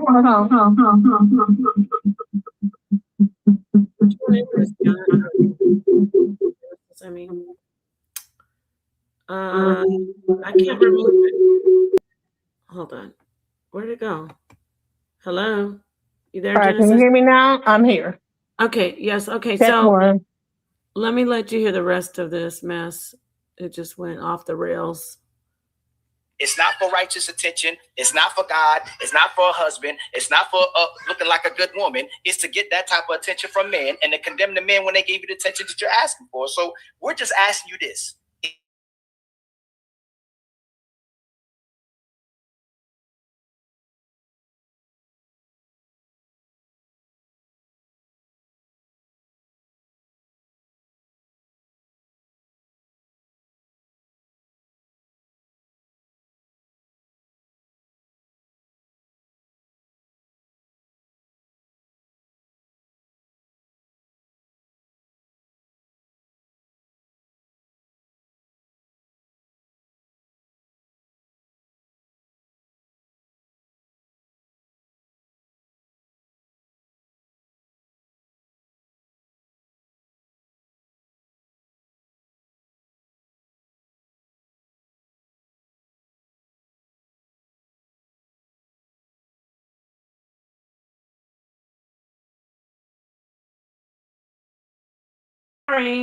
Sorry, here it is. That type of attention from men and to condemn the men when they gave you the attention that you're asking for. So we're just asking you this. If you're going to carry yourself and conduct yourself like that, don't get mad at us when we treat you just like you are. Y'all actually get mad. What do you mean by that? And you interrupted me again, right? And I thought you were cooperative. Notice he said, don't get mad when we treat you just like you are. That's the scary part. If you're going to carry yourself, he's talking about what we wear. He said, if you're basically, now he's saying carry. First, he said he doesn't like seeing the outfits. Now it's about how we carry ourselves. He says, if you're going to basically wear those outfits, don't be mad when we treat you just like what you are. And what he says is, a woman who wears those sexy outfits is a thought and a 304. Thoughts and 304s in his mind are promiscuous, not selective sexually, and as they say, for the streets, meaning everybody can have some. That's the problem. You are facilitating predatory behavior when you say that. When you say, don't be surprised when we treat you how you are, how you show yourself to be, he's saying women deserve what they get. You know what? She wore it. She asked for it. Let's listen. Can I say something about that really quick? Yeah, of course. Of course. Go ahead. Because in the reverse, we would never say these type of things, right? We would never say that Trayvon Martin deserved to die because he had on a hoodie. We would never say that. But I find it interesting that whenever it comes to women's clothing, like you justify what is being done to her. But when it comes to these hoodies and these baggy pants or tight pants, whatever youth generation that you're in, right? We would never say the cops had a reason for killing them based on their clothes. We would never say that. Bingo. And that's the issue. Thank you for pointing that out. But we see a lot of our brothers, a lot of our men can't wait to say, oh, well, she wore it. She asked for it. So let me rewind that a little bit and let you hear him again. Make that equivalency. Here it is. If you're going to carry yourself and conduct yourself like that, don't get mad at us. And notice how he changed. He's an excellent goalpost mover. First, it was how we dress. Now we're talking about our behavior. But I just want to point out, he's talking essentially about clothing. Treat you just like you are. Y'all actually get mad when what do you mean? Get that type of attention from men, and then condemn the men when they gave you the attention that you're asking for. So we're just asking you this. If you're going to carry yourself and conduct yourself like that, don't get mad at us when we treat you just like you are. Y'all actually get mad. What do you mean by I didn't let. And you interrupted me again, right? And I thought you were cooperative, submissive. No, but what do you mean when we treat you like what? Like horse and you are predator? Oh yeah. Y'all get mad. No, see, you said no, not predatory because you use sex for money and resource. Did you just hear that? First off, what the hell? He just said, don't be surprised if we treat you like you're dressed, and he thinks that's a 304. And then he said, I said, what do you mean clarify? He wouldn't clarify it. And then he goes into, I thought you used sex for money and resource. Excuse me? What the hell? Who wants to? I heard somebody want to say something. Nah, he sounded a little effeminate in his voice to me. I don't know. He's a mess. You hit it on the head. Let's listen to the rest of this. He's a little lisp there. Yeah, he's going to start getting a really disrespectful, and I'm, whatever. It's not my first rodeo for a man to act like this, but he already, he drew first blood talking about, oh, and you're not submissive, and you use sex for money and resource. So then he's going to get in his feelings when I say he acts like a woman. Watch. Oh, so you don't treat the man like a whore, though. Like what? How do you treat them when they haven't addressed like that? How do you treat them? It's hard to answer a question when you're asking the question and you interrupt me while I'm asking the question. You really don't want me to answer it. You want to interrupt me while you're asking the question, but you're supposed to be the submissive, the cooperative woman. I thought you were as well, too, because I thought you was a kept wife and a woman as well, too. What the hell do you hear this guy, how he's talking? I need to hear. Why would you have to be submissive to him? You're not interested in him. Yeah, but why didn't he want to? Exactly. That's what I say. But why didn't he just answer? Go ahead. Yeah. Like what you so women have to be submissive to every man around her, or just the person that she's with? That doesn't make sense to me. Like, why would your conversation with him have to dictate whether you have submissive person qualities? That's a great question. I don't know. That's a great question. Yeah. There's Freudian slips everywhere. Freudian slips. It's going to get a little bit worse. It's going to get a little heated because now he's starting to talk about me and my marriage and all this stuff. He's talking about my marriage. When you hear him, he's just not brave enough to come right out and say it.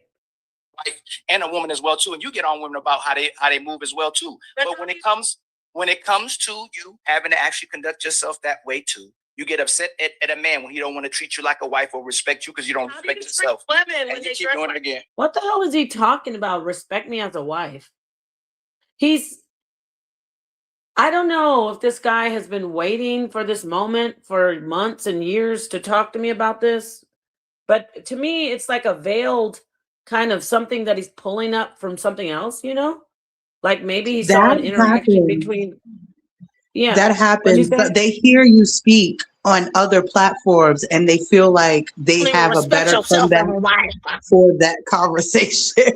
So they bring it up to you as if they were a part of it, but they were just in the audience.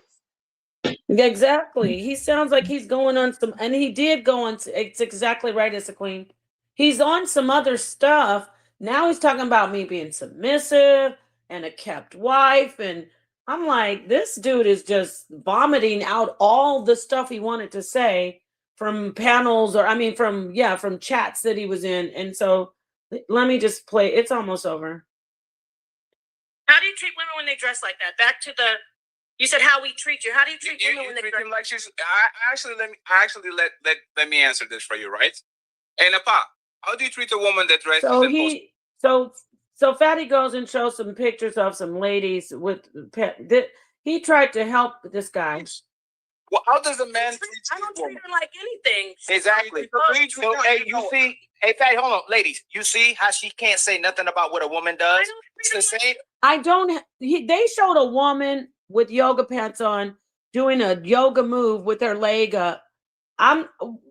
Why would I treat her like anything? I know you can't see it, but just anybody, especially the ladies, or Zion, if I see somebody wearing yoga pants, why am I supposed to treat her a certain way based on her yoga pants? Yeah, that's crazy. He apparently is he's triggered when he sees cheeks. You know what I'm saying? Like keep he's going. Triggered when he sees cheeks. He's triggered. He has no control over his emotions when he sees, you know what I'm saying, a woman in some yoga pants. You know what I mean? Probably no matter how shapely or unshapely, it doesn't really matter. And he's just triggered by yoga pants. Yeah. Let me go back to there's countries where people, you know what I'm saying, are very comfortable in their own skin and don't have to daggone, you know what I'm saying, be covered by layers and stuff like that.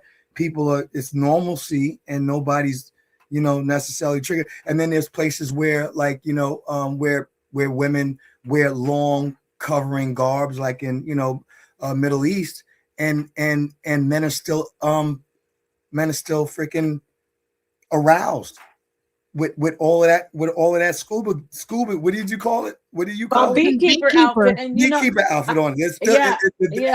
They find the beekeeper outfit sexy. There are people who find it sexy for somebody to be dressed up in a furry costume. So it's not about what a person is wearing. It's about the person dressing like a mascot. Look like you about to be on the football field cheering. Yeah. They want you to. So he does. If you go back and listen to the beginning, you're exactly right. He says he's tired of seeing that. It's bothering him that he has to see booties and titties everywhere he goes.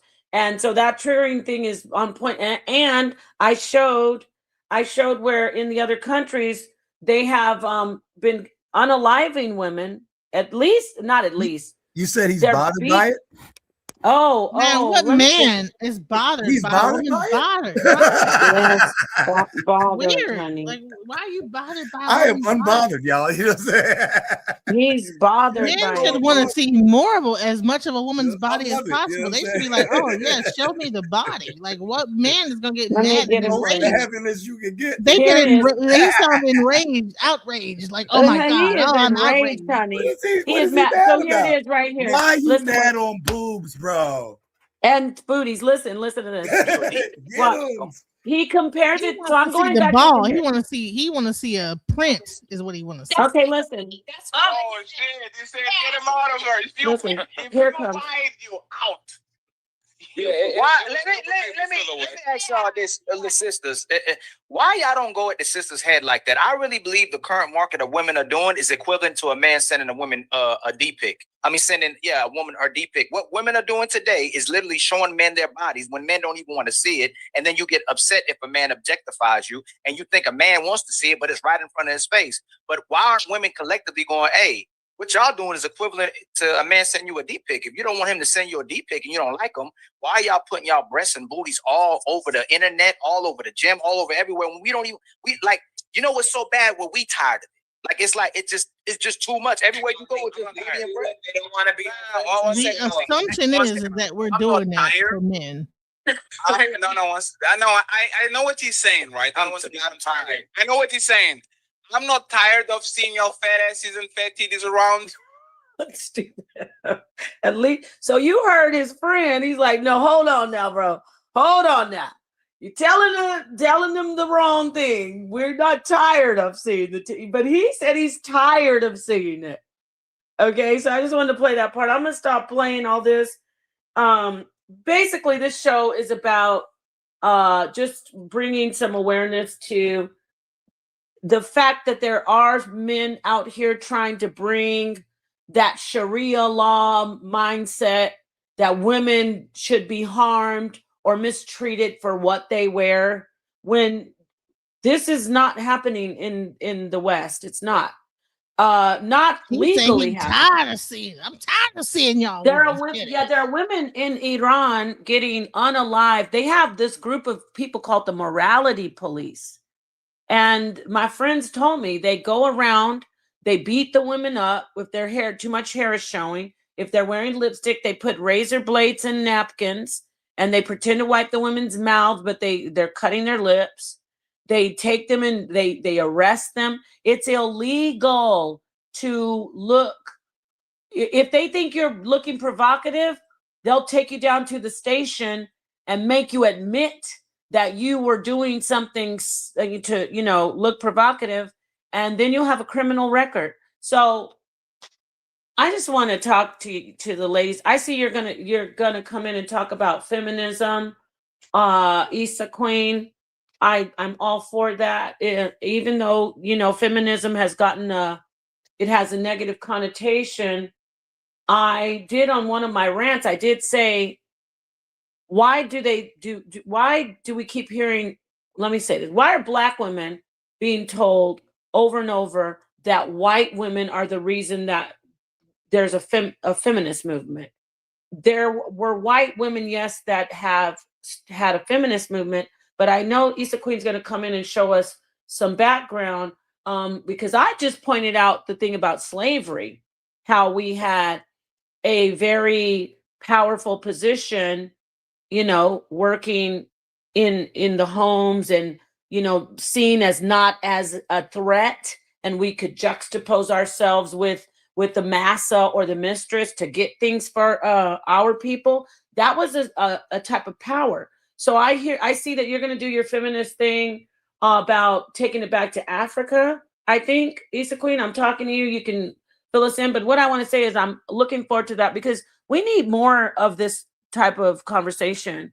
We can't just keep sitting back and letting women be railroaded or mistreated or treated like second-class citizens when we want to say something on a panel.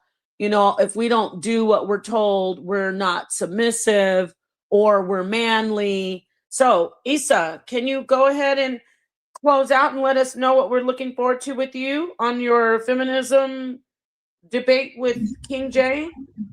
Yeah, a lot of what I'm going to be talking about, period, but definitely in this debate will be just reclaiming that movement, because for a lot of people, they only know the history through the white women's eyes. Like they only know about feminism and the movements, but like our feminist movements have started way before that. Everywhere you find oppression of women, you see women fighting against that.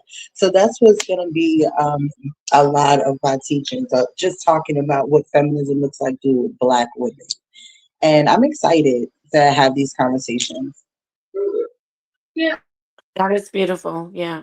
Yeah, we should have a women's panel. I used to do a show called Sister Sip Down, but I want to start doing it again over here. Not Sister Sip Down specifically, but just a woman's panel regularly. Not banning men like our brother Zion. They're more than welcome, but just where we can, talk. And every time when we do these shows like this, it won't be like, oh, here comes the feminism again. Oh, it's like we can't even talk about stuff like this without being beaten up. And I know Black feminists that would love to sit and talk with you. My friend Shika Tiba, she is a Black feminist. I know you have probably a lot of bell hooks writing, right? I'm talking to you, Issa.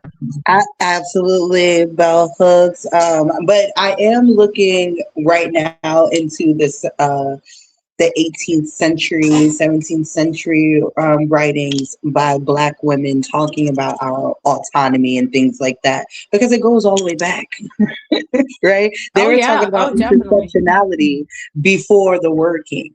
So we just got to remember this. And that's wild that you brought that up, because I know about, we all know about slavery, but the 17th and 18th century for Black women and Black people in period, but the women, we're talking about women.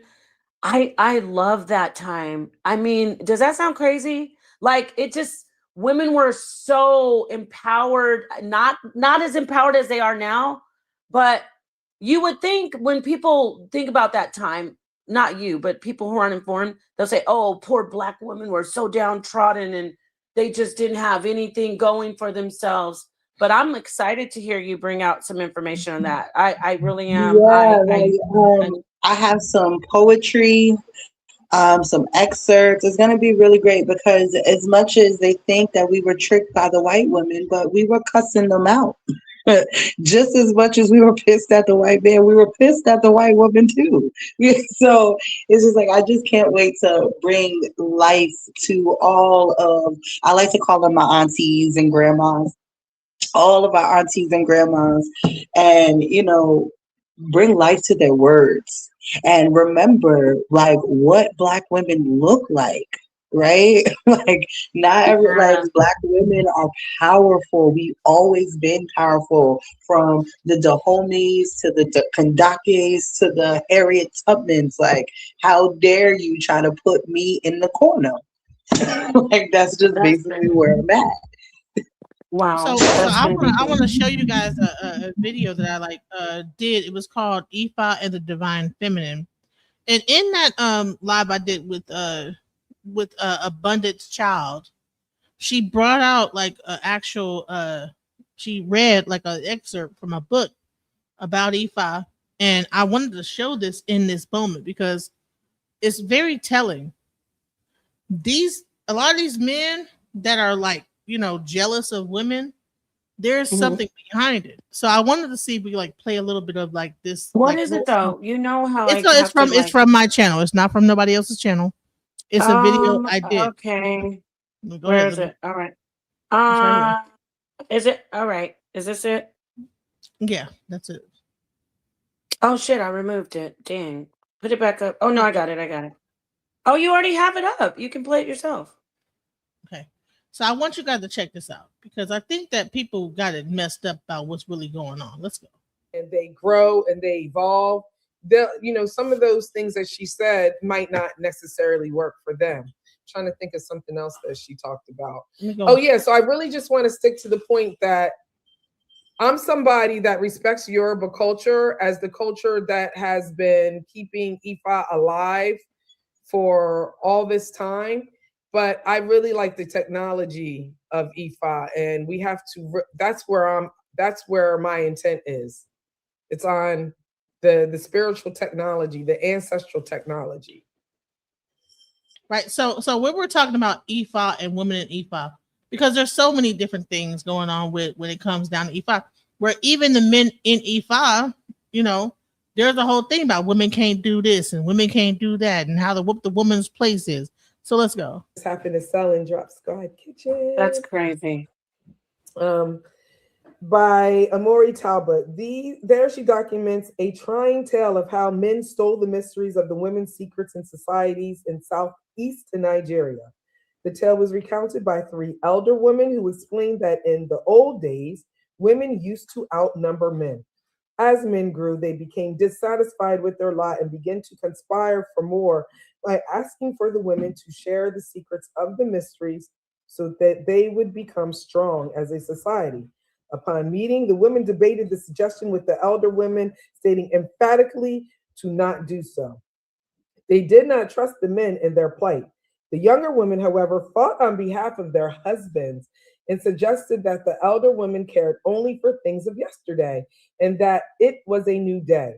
Eventually, the old women overcame the elders and did share the mysteries with the full rights and every secret by means of which they had formerly held dominion. Shortly thereafter, new laws were created to forbid women to participate in their own ceremonies, including the ancestral plays. Instead, they would be taken over by men and become a men's society where women were forbidden. Further, if any woman would try to participate, witness, or practice, they would escort her to the market and behead her for all of the town to see, so that all other women would be dissuaded from participation. Now, since the men were stronger in limb and cruel, the women were forced to comply. Only 2 elder women remained who still practiced keeping their pots hidden in palm fronds in the ceiling, and one eventually was slashed by a machete. This forced the movement into the women's mysteries to go underground.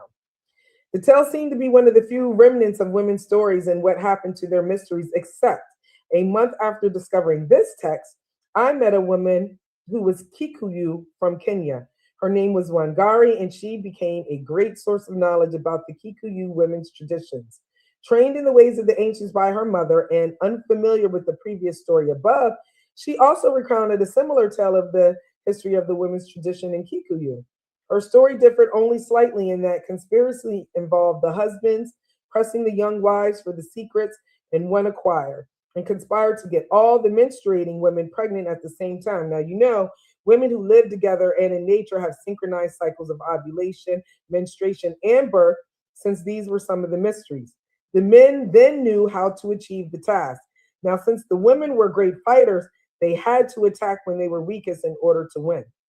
And at the height of pregnancy, the women were incapacitated, and the other women that remained were elder women who were so weak. It was then that the men took over and overthrew the female chief. These stories suggest that there was a mass movement across the continent where women's mysteries were taken and then used against them. I just wanted to stop there. Sibbles and Mami Wata by Mama Zogbe also goes a lot more into detail to me about some of these things, and she does a really good job of documenting via anthropological findings and things like that what Sister Ayala Kamari is putting down in this book. Okay. Thank you for playing that, because that is absolutely true. That's not just that's in every single culture and historical civilization. They've overtaken women's leadership and spiritual. Go ahead. It has a name. It's called male cult myths, where they explain in the myth how they steal the power from the women, whether it be like sacred symbols or sacred knowledge, and then or instruments that literally is a symbolization of our fertility, of our menstrual cycles and things like that. And they take it, and then this is where the men start to do their blood rituals to emulate our blood cycles and things like that. It's really deep.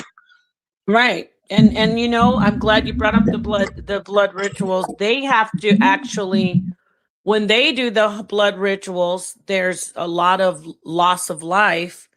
We are the only ones who can, and I know they're going to come for me on this one about the menstrual and the birth, but there's not a loss of life when you have women's blood rituals. Not saying that women didn't do sacrifice of animals, but at the core, the woman is bleeding, and it's a symbol of life, where they, with their sacrifice, can only do death in the sacrifice. So I want to add that.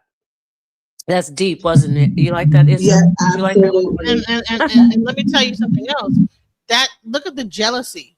So you had, but then you have like, so let me just show you the archetypes. You have the pick me women that says, you know what? My husband wants to know the secrets. You guys are like, come on, just let the husband know what the secrets is. And then you had like those women that said, no, hell no, we're not going to tell. You guys are in the olden times. Let the husband know. The husband get into her mind, she get into their mind. We tell the secrets, we get beheaded, right? The woman, there's always a woman who wants to. That's a loving. I wouldn't say pick me. I think it's a loving side where, remember, it's not always a husband, it's a son. Get it? The son gets the secrets from the mother. Right? It's not always just like giving it over to your husband. No, according to the story,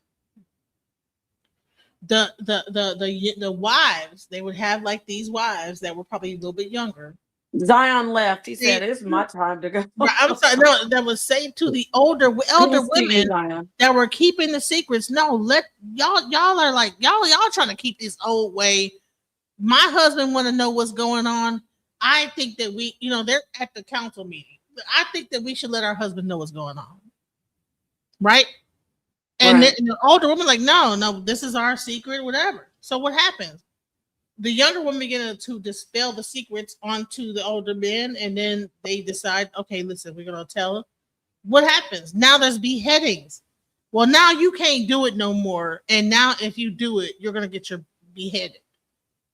We got we don't now your head gets chopped. If you can't do it no more unless if we find you doing it, head chopped off. Because now we know what it is y'all doing. Come on now. So it's a jealousy, of power that women have. And that's the thing, is that this guy talking about a woman showing her that's her feminine wiles. Whatever. Yeah, it's power, and they don't want to admit it. He hates it so much that he wants to grape her in some kind. He just wants to annihilate, like in some way. It control him, right? But no one looks at a man when he has his D print out, when he ain't got no drawers on, like we want to kill him. You know what I'm saying? But in a man's eyes, when they see that, certain men will literally want to. It's a jealousy going on. Yeah. Why? And it spans back to the early times when women had power. We had influence. We still do have power, but that power has been removed because they were able to take our secret societies. And then if you were to execute that, you were a witch, you were a this, they would behead you. Oh God, don't get me started on the Malleus Maleficarum and the witch hunts. We do need to keep talking about these. We need to do these more often. Hello, you know what like, we should do? All this stuff is about really about and these women were healers. They were the healers of the community. Think about nurses. Look at how nurses get looked down on, and they know way more than the doctor do, right? They spend way more time. I wouldn't say nurses are looked down on. I don't think nurses are looked down on. Well, I don't think nurses are looked down on, but they definitely don't get the same respect as doctors. I wouldn't say when you doesn't come in and say, "Okay, take this prescription," but the nurse is there the whole time with the patient. Why isn't she? I know. I agree. Look down on to me is if she ain't paid the same amount as that doctor to come in for 5 minutes to say, "Oh, okay," after he read everything the nurse said, and then come in and ask you the same question everybody else asked you, and is there for 5 minutes and gets paid double the amount that any nurse have ever done, but she been sitting up there the whole time with you, taking your vitals, doing all this stuff. Yeah, I agree. She Yeah. paid. So that's yes, they look down upon. He doesn't make the same. Well, yeah, but I'm just thinking, look down on like it's a bad people. No, when I say look down on them, look down on.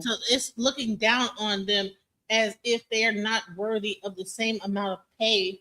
And yeah, they're not. Yeah, and I wanted to add to the looking down on part, because it is a profession that isn't at that same echelon as the doctor, and it's by design, because it was created for our gender, it was created for women. And they purposely created by doctors. Everything when it deals with health and helping human health. Right, but I was more so speaking for when they went to war on the midwives, right? Because there was a whole thing where they were going to war with the midwives, and basically nursing is the idea of midwifery, but through the institution, because that's how that's how they kept the medical field away from us, by starting institutions. And in these institutions, you're blocking women, you're blocking Black people from getting the education to do those jobs. So it was purposely put in that way. So when somebody says, yeah, nursing is not as big of a deal, it's because of that. Oh yeah, I can tell you right now for myself personally, and I'm saying this because I'm on record in public. How do I say, in Arizona, you could practice midwifery just fine without a license. And then they got to a point where you could not do midwifery unless you're a registered nurse and becoming licensed. So as a doula, same thing. You can practice as a doula with just certification, but it's getting to the point now they're finding ways to institutionalize being a doula. So they did it with midwifery. So now you can't say, okay, I'm a midwife unless you're a registered nurse. And then that's what requires licensing as a midwife. Now as a doula, you're certified, but now they have licensing. So they're saying it's an option at this point. If you're a doula, you don't have to get licensed, but of course, I'm going to go ahead and get licensed before you get one. So I'm hearing that's a conversation that I definitely, there's so many good conversations. They take things away that they know are women, controlled by women, controlled and powered by women. And 100%, it's institution. I'd say the doctor we're saying it was male dominated. If we go, how far do we have to go back where we all agree that being the doctor was women dominated? So 100%. When I said look down, though, I was thinking about like how people look at nurses, but yeah, it's a step down. No one's, if you say, do you want to be considered a doctor or a nurse? People are going to choose doctor. If they say, do you want to be a doula or a midwife? Now everybody wants to be a midwife. They don't want to be a doula. But it's going to be like that when you're as a doula. You're going to have to pretty much get to a point where you have to go take that 4 year, get the 4 years, and then become a registered nurse. So it's crazy. But I want to play one more little part of like what she said, because it's going to get even worse. Like the things they did in Africa, in ancient Africa, when it came, because in actuality, the Orishas were the nurses. The Iyanifas were the doctors, right? So this whole practice of overriding the female's power when it came down to even medicine is something that existed even in ancient Africa. Okay, can we play this and then I'm going to close out? Sonetter's contacting me. He was in the chat, by the way. I summer jammed his comment about women looking at. We agree. Men go out with their DPs. Sonetter, you're absolutely right. So he was saying something, but yeah, go ahead, play that. Down in this book. So these stories are even retold from a masculine perspective to demonstrate the change. While on the surface there are masks performing these mystery rites, even today there are obviously feminine in nature. And upon my study, I found similar surfacing in the Odus, oracle poetry, in Etans, the stories. And one such story recounts in the Odu Osa Meiji how the masquerades in a Gungu mask used to belong to women. Obatala, which is sometimes male and sometimes female, but in recent years male, have married Odu, and then discovers the secrets to the Egungun and begins to wear the Egungun cloth and mask, fooling everyone. So she goes on to talk about that. And then even though that story is often recounted, you can even see that story on Facebook. There are other stories where she talks about where Obarisha is frustrated with Odu because she has so much power and she could take away anything from him.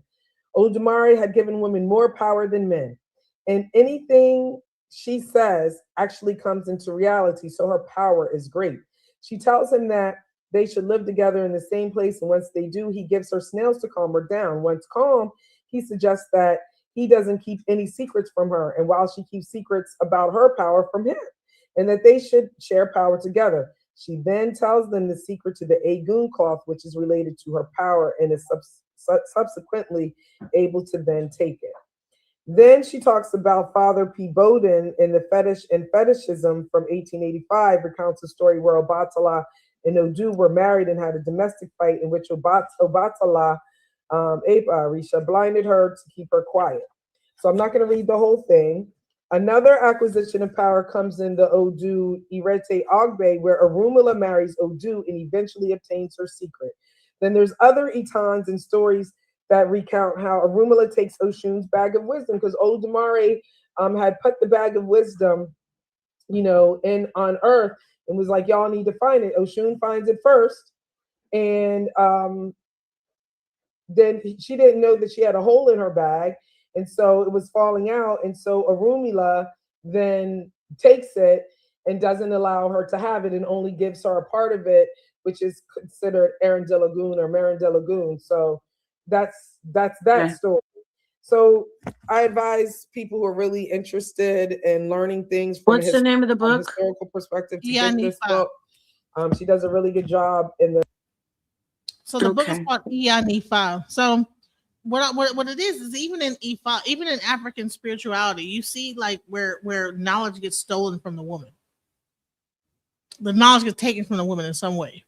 So, but they actually admit that the woman was the had the information, but somehow either got stolen or it got like lost in some way and given to the men. So yeah, that's interesting. I wouldn't have ever thought that that even in the African spirituality that it's so that's protested though by the women, like that the women bring it up.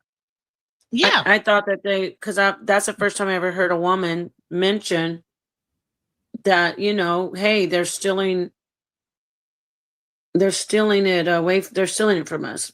That's interesting. Shout out to Abundance Cloud. Yeah, and the book is called Ianifa. Okay. We definitely need to talk more about this. I appreciate Issa Queen has a debate coming. Yes, I know. We mentioned that earlier. Issa Queen has a debate coming up against King J. Do we have the flyer? Let me see. And Issa Queen, go ahead and look into those books, and that's more ammunition for you. We don't have the flyer up here, Sonnetter. Who is this? Sonnetter has some stuff up here that excuse me, y'all. I did not mean to. Sonnetter, where are you making these? Was that Yara? Oh my gosh, that was funny. Sonnetter has some funny.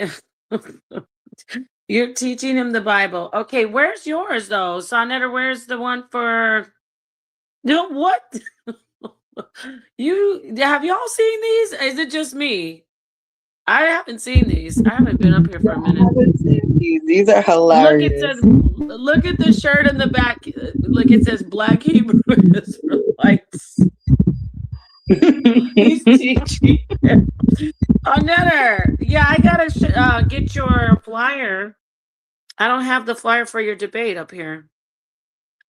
We got to do that. But It's the Queen has what date is there? I want you. We have this coming up this weekend. Let me take this down so I can just announce it, and then I want you to.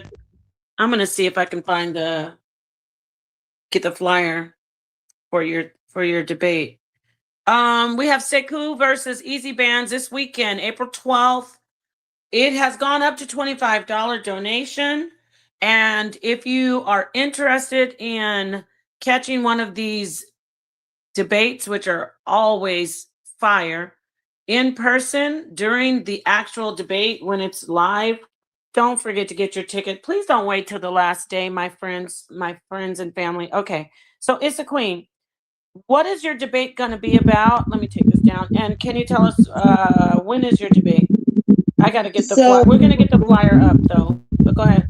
Yeah, no problem. The debate title is Did White Women Start Feminism? And I feel horrible for my brother King J because he's going to lose this terribly. But I'm glad that I have a chance to teach the world that no, they did not. And that will be April 23rd. That's going to be on Thursday at, I believe we said 7, but I could be wrong. Yes, 23rd. Well, next time I got to get the flyer from him and we'll upload it so we can show it. But that's going to be great. Awesome, because King J is a formidable debater. He's very informed, but I'm not biased, King J, but I love to see when the women come in and debate. So I heard that you were debate. I didn't know you're from the Bomb Squad till recently. I thought you were just remember when you first came up and I was like, where did you come from? Remember that when I was doing the show at Genesis and you hit the panel? It's a Queen. Yes, I remember that. And I'm from Harlem, definitely from Harlem, but yes. I said Bomb Squad, but I know you're from Harlem. I said the Bomb Squad. Oh, yeah. No, I wasn't a part of it. I think I'm an honorary member at this point. Those are my... okay. Because they claiming you real quick, and that's all good. Because we love the Bomb Squad. It's all HOK to me. So yeah, I said Bomb Squad, not Harlem. But I know you're from Harlem. Maybe you heard maybe you heard bombs when I said Bomb Squad. You thought, oh, Harlem Bomb Squad. What's the difference? We're the bomb out here in Harlem. I love Harlem. I did live there for a minute, and of course, I lived there part-time. So shout out to Harlem, shout out to Sonnetter, and shout out to the Bomb Squad. But most of all, shout out to the debaters who get in here.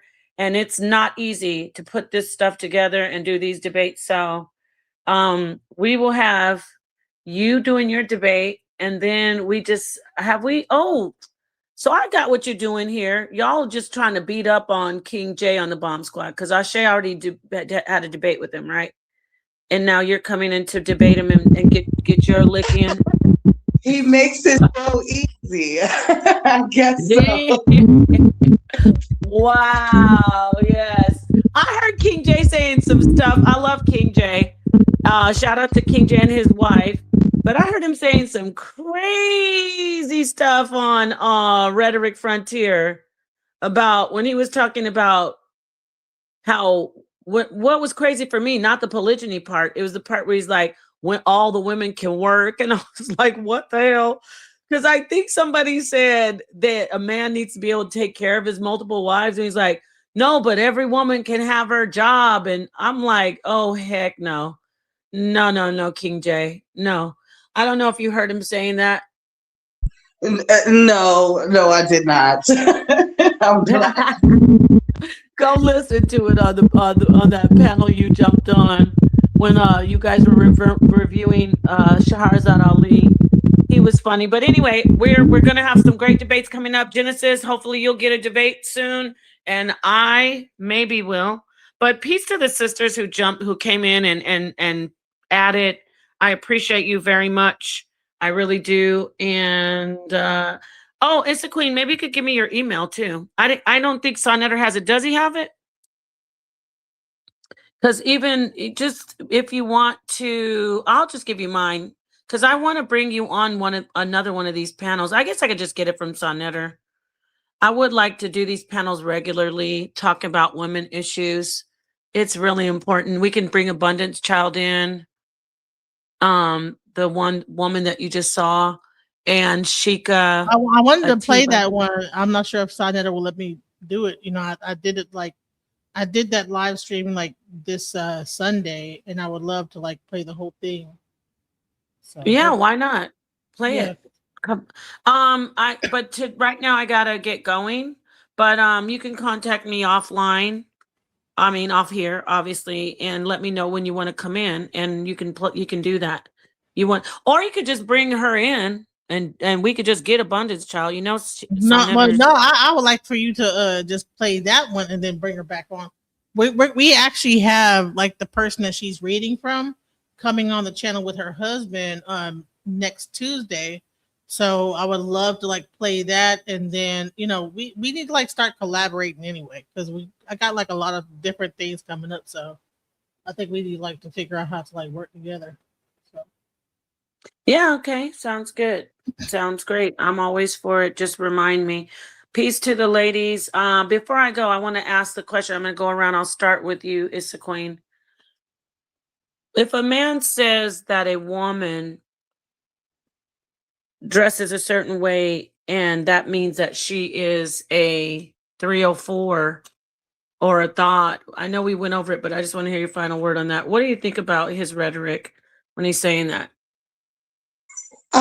It just shows me that he has not learned from his own spirituality, whatever it may be, because the main point of all of these religious beliefs, spiritual beliefs, is to have self-control over yourself.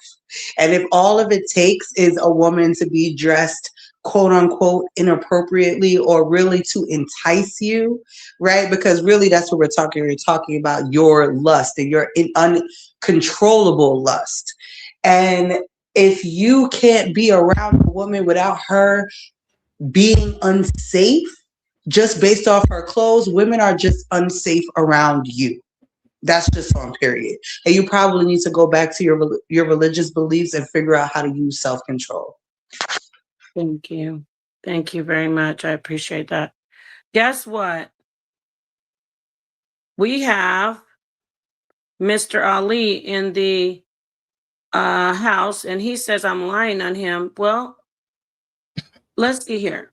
He said contact Fatty. You can hit the panel, Ali. You can defend yourself I haven't lied on you once. I played your audio, sir.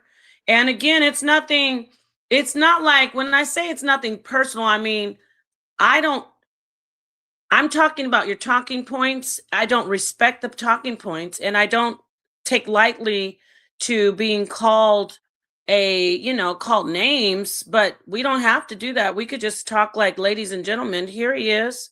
Here's Mr. Ali. Let's see what he has to say. How Peace you doing? to you. How you doing? Look who's over here for the first time, y'all. How y'all doing? Hey, Genesis. Hey, hi. Hey, hey, how y'all doing? So we're good. So let me ask you, what part did I lie about?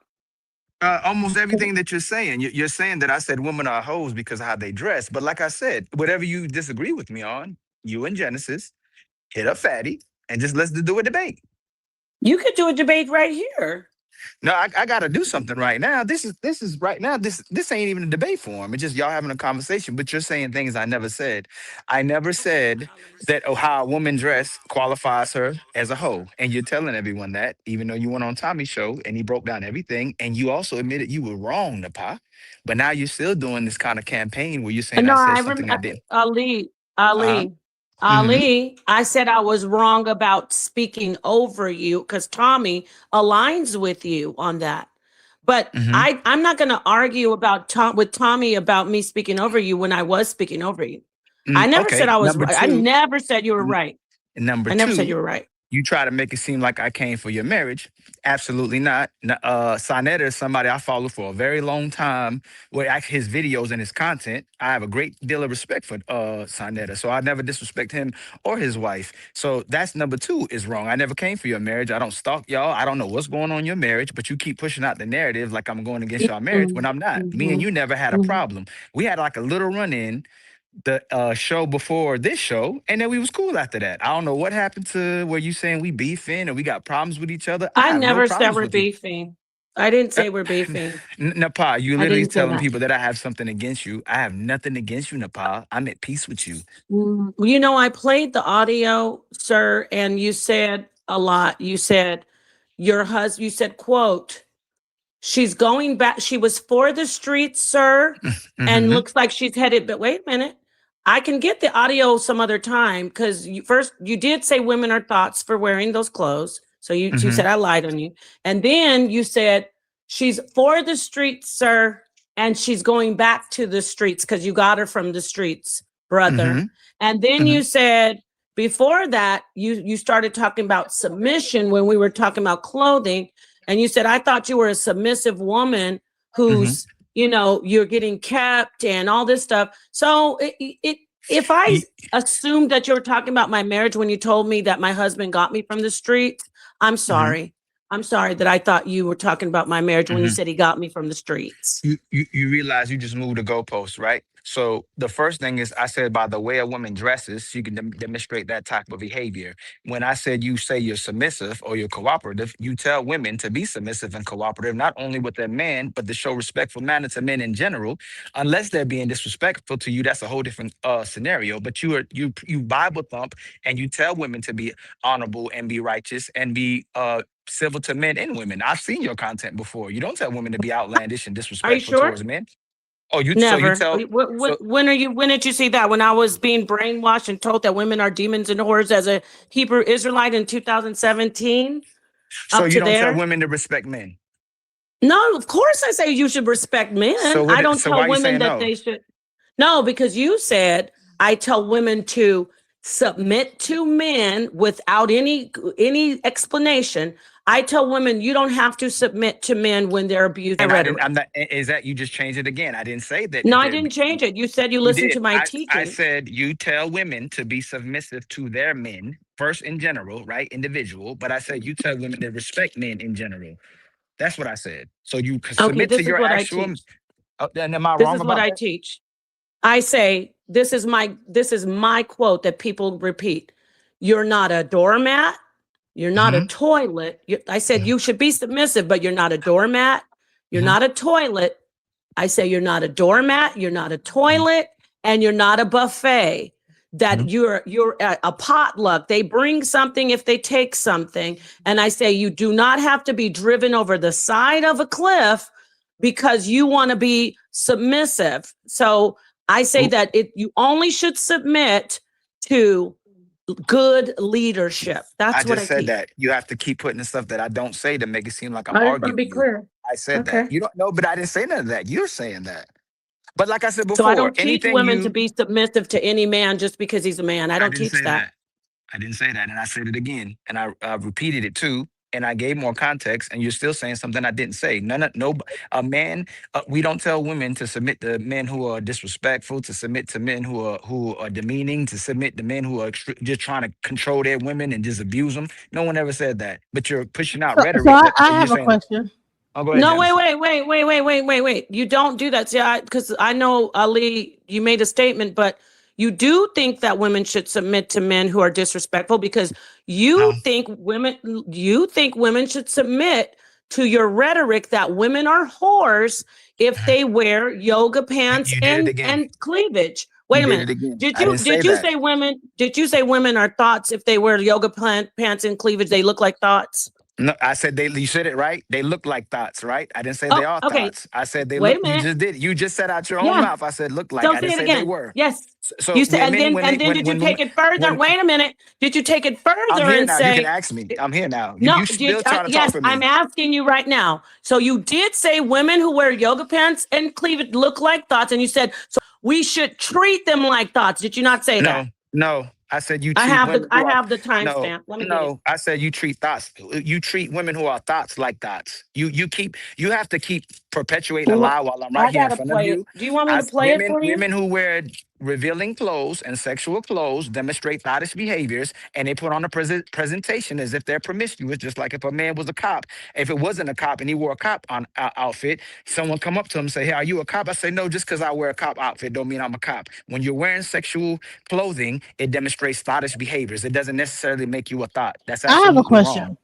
I have a Wait, question. Genesis, you can't ask your question till I get this because he's saying a lot of misleading things. Y'all can No, scroll back and listen. you are saying Brother, you you're talk. taking no, but you're saying what I'm not saying. So then you can make an argument towards it. Like again, debate it. You and Oh Genesis. no, I am gonna have a debate with So you, but let me reach. get this out So here. Let me just say reach this. fatty. We'll make it happen. I No, gotta finish. no, I want I before came up you go, here. so you won't say I lied on you. Before you go, you said women who wear yoga pants and cleavage to Target, essentially, it's the same as you sending them an unsolicited picture of your private member. Did you not say that? I said when women are blatantly, so listen again, when women are blatantly trying to show their behinds, you're using that and taking it out of context. I said when women are blatantly showing their breasts, with outside the fact that they're not even naked, when they're blatantly trying to show their booty and get men and sexualize themselves to get men to sexualize them as well too, just to turn back around and ask them not to sexualize them, it's equivalent to a man sending you a D pic in private. You are showing men your body parts who's not asking to see your body parts outside the fact that you're not naked. I said is equivalent to. That's exactly what I said. So if Okay, you're you said showing, it's so if just you're showing, like. so again, no, I didn't. I said it's equivalent to. I didn't say just like, but I say Oh whether my it's similar God, I to. have the So recording. even if you want to say it's just like, even if you want to say it, I'll still stand on that. When you're showing your body So parts, if a there should man be. is showing If, wearing can I So land it? Genesis, I need you Genesis, to hold on a can I second. land it? If you're showing your breasts, that should be for your man, and you know exactly what you're doing when the way women sexualize. And I'm not talking about women just because you have a big booty or big breasts and you're dressing, you're trying to dress conservative, you're trying to dress like a lady, you wear certain particular clothes where you can't help it. I'm talking about when the women are excessively dressing that way so that they can get the attention from men. It's equivalent to that, yes. Okay, so now, because I didn't want to interrupt you, because that's, by the way, for the record again, I agreed with Tommy that I interrupted you, not that you were right about this terrible rhetoric and this mindset that you have. So let me say this. So you keep on using this statement about if it looks like a duck, quacks like a duck, if it's a uniform of the police, it's a police. What about when we have teenage girls wearing those outfits, wearing yoga pants, wearing short shorts, wearing mini skirts, which we always do? Are we supposed to say they look like they want sex? Because that is what you're pushing. You're saying because a woman has on an outfit, that should be how a man's behavior is gauged. Your behavior isn't gauged by what a woman is wearing. If a woman is wearing something sexy, it doesn't mean that she wants you to treat her in a sexual way. And my point that I made is there are teenage virgins wearing yoga pants. They're wearing their short shorts when they go to play to volleyball practice, when they're catching the bus home from their practices. They're wearing revealing clothing. And in your rhetoric, you say, if she's wearing it, she must want it. And that is my problem with you, my friend. That cannot be pushed. You can't say just because she has on an outfit, she wants some sexual attention. That's dangerous. Now you So can speak. you did it again, and everybody's watching you. I didn't say she wanted sex. I said she's demonstrating sexual behavior. Now, Pa, you did it again. That's what's dangerous about how sometimes you women speak. You put words in my mouth. I didn't say she's asking for sex. I said she's sexualizing herself and looking for sexual attention. Nowhere did Ali ever said that she's looking for sex. A lot of women, a lot of times when they dress sexual, aren't typically looking for sex. They're just looking to get attention and sexualizing themselves. So again, now, Pa, you have to watch. You taking men's words or women words and keep making them fit what you want to say instead of saying what I said. If a woman dressed sexual or promiscuous, that doesn't mean she's asking for sex. Typically, she's asking for attention, and it's typically the wrong attention. So again, Please, when I say something, say what I say. Don't interpret it and repackage it and make it what you said. And again, I got to go work out. But I would love to debate you in Genesis. Hit up Fatty. Tell him what you disagree with me. I don't need to debate you with Genesis. I want to debate you by myself in a professional debate. Real professional debate. And I have respect for you. I don't have no disrespect for you. It's no just because we disagree don't mean I disrespect you, Napa. I have no You didn't call me a thought on that show. You didn't say that I'm a thought. Listen again. You did it again, right? Can you say you said, Ali, if it wasn't for your beard, I think I'd mistake you for a woman. Did you not? Wait a minute. I'm answering you. No. First, just real quick. I'm going to answer you. I'm going to respond answer quick you. so I can give it back. I'm going to answer you quickly. You started it with "You're not a submissive wife." I asked you if you said you said that I had or not. masculine energy first. I didn't. And Napa, you see where you look. You say we're going to debate, well, right? you asked me the question. You don't like the answer. Look, at this point, I want to apologize to you for saying that after you said that to me, because I want a clean slate. That was a horrible. I also didn't call you a thought. I said if I didn't know any better. You did. No. I said if I didn't know any better. No, when you said if you didn't have that beard, you said she's for the streets, sir. Can I finish? Yeah, you said I'm for the streets. Your behavior was for the streets. Yes, any man that sees how you. was my behavior for the streets? I'm gonna say this, and if Nasanetta wouldn't say that as well too, he'd be disingenuous. Because the way you conduct yourself with a man demonstrates how you typically would demonstrate your behaviors in private. If you act like a lady in public, we would think you're a lady in private. If you don't act ladylike in public, typically we'll assume you don't act like a lady in private as well too. Napa, the way you conducted yourself with me was not ladylike. I didn't disrespect you. You was upset with me because you disagreed with me. Your energy came. My energy didn't come at you first. Now I have to show the interaction. When you admitted you were talking over me. I was a lady. No. That doesn't make me not ladylike interrupting you. I'm sorry to break the news to you. You're saying I wasn't. Yes, I can interrupt the man. I can interrupt you because you just said you lied and said that I wasn't ladylike. So is that ladylike to repeatedly interrupt the man? That's ladylike. Yes, it is. When a man is lying. When a man is lying. Hey, Genesis, see how y'all can. This is what I mean. A lot of you act like you really stand for both sides, but if I'm disrespecting y'all, I would call myself out. I'll call a man out who's disrespecting y'all and talking over you. Absolutely.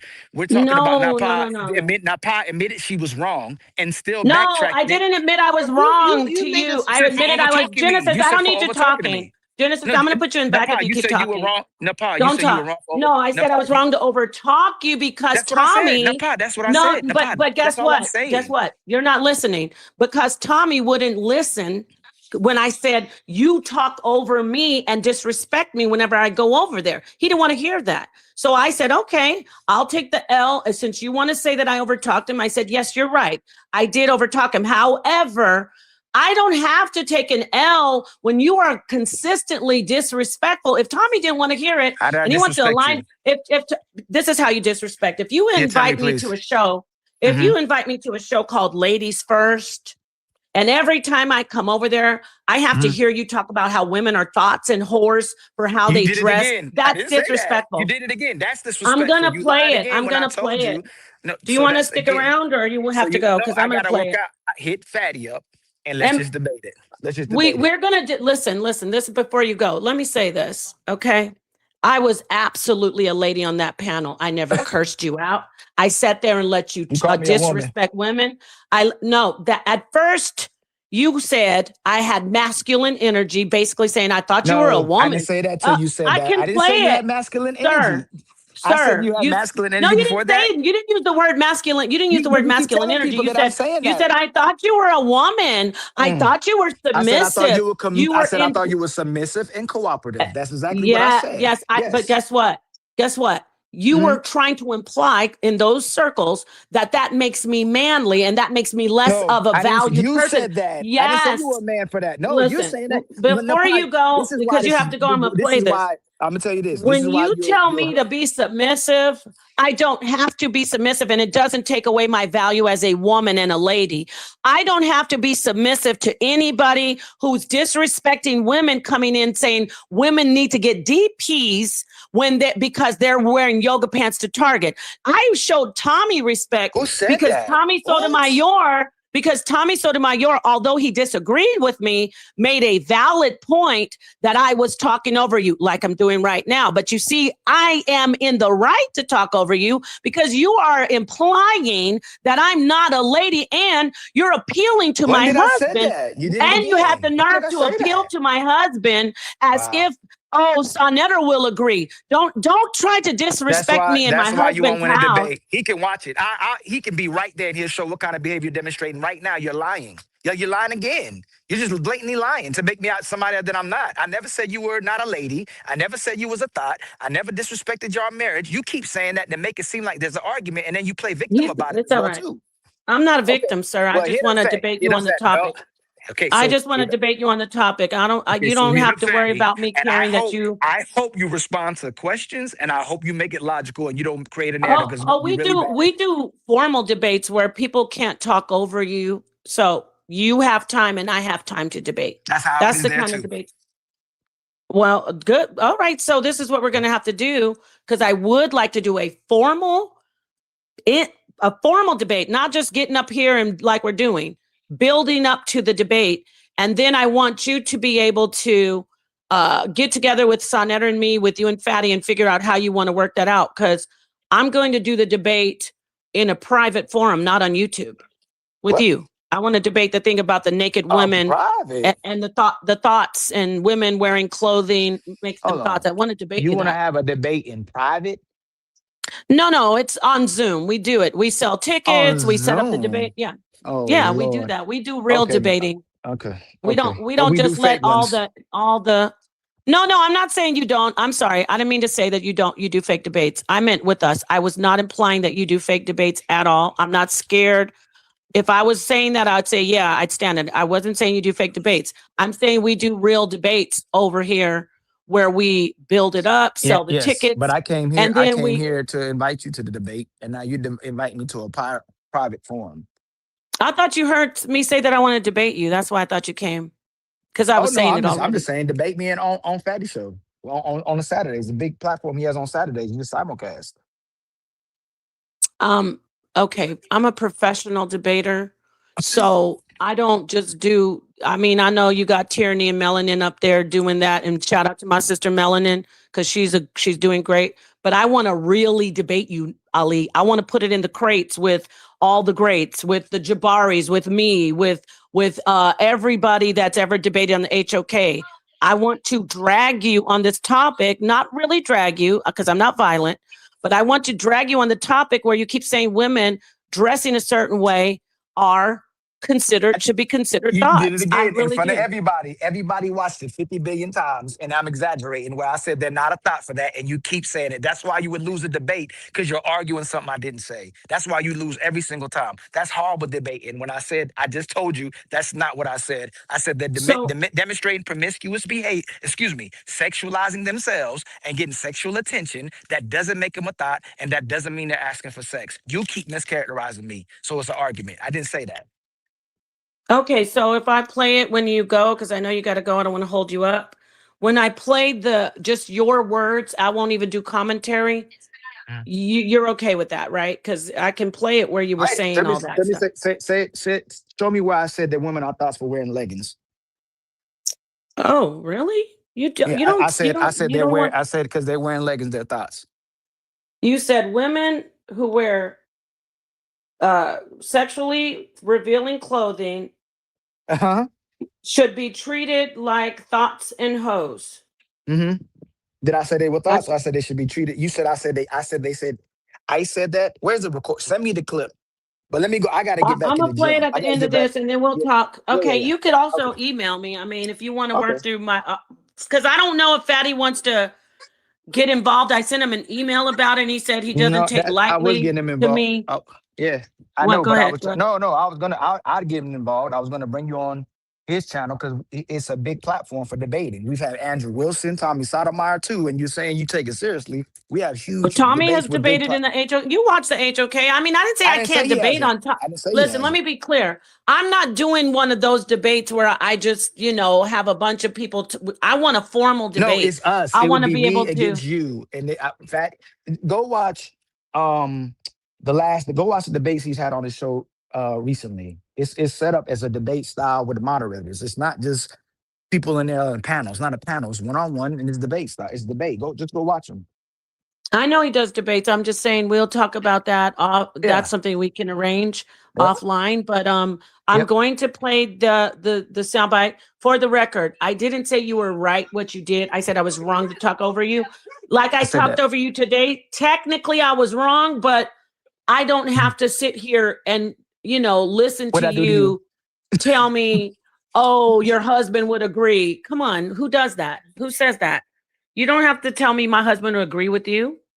That's a foul. You talking about manners and stuff. What man sits on a panel arguing with the women talking about your husband would agree with me? Would you like for my husband to sit and talk to your wife and say your husband would agree with me? Like, that was something that was foul. So that's why I turned up a little bit. But I know how to be quiet during a professional debate. I know not to talk over people in professional debates. So I want to really get this topic out. I don't care about the marriage stuff and you summer jamming, the directing people to revenge porn. I don't care about all that. I care about you pushing this rhetoric about women's clothing equating to them wanting sexual attention. I have to really take a stand against that. So I appreciate you wanting to do that. All right. So he said he got a call. So I'm going to give him a chance if he wants to come back in. I know he's busy. I'm glad he came in. That was good sportsmanship because, that's what I want to do. I want to debate it. I know you wanted to talk to him, Genesis, but I've been wanting to debate him on this for a minute. So, ladies, thank you. People in the audience, thank you. Anybody, before I close out, I'm ending this and I'm going to call Sonetta right now and set this up. I'm going to get this set up. I got to contact Fatty, see if what he wants to do. What you want to say? Go ahead, ladies. I'm sorry, Issa, go ahead. Really quickly, thank you for the entertainment. That was very entertaining. And the only thing that I want to say when it comes to like respect, like only person that can tell you disrespected a person is that person that feels disrespected. So if I say, hey, I feel disrespected in this moment, only thing that you have to do is accept that. And that's all I wanted to say.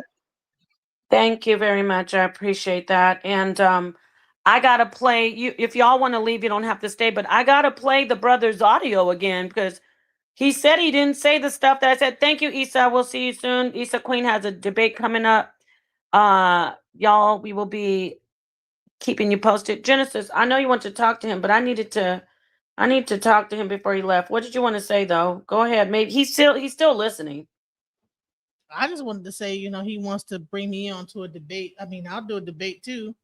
The reason why. Yeah, you're gonna have to do I want to debate him one-on-one. Okay, I'll do a separate one. Here's the thing is that you're talking about like people's attire and what they're wearing, but in certain continents in certain countries in Africa, why are they able to like walk around butt naked and the men don't look at them like they are, challenging them sexually?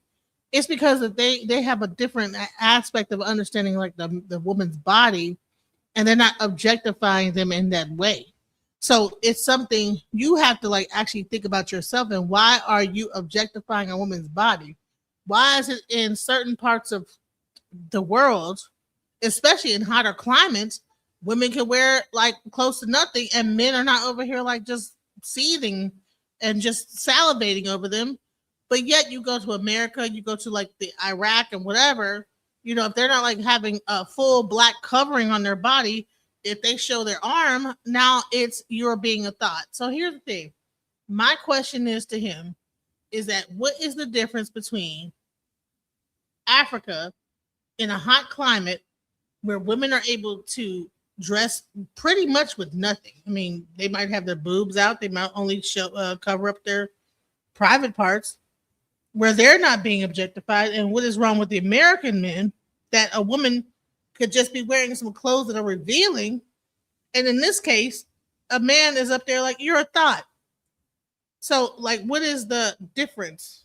I mean, would you go over to Africa and say, you know what, those women that are dressed like this with their chest out and this, that, the other, doing their day, whatever they're doing during ceremony or whatever, are you looking at them in this thought like thing? there's a whole reed ceremony where all the virgins of I think it's in South Africa.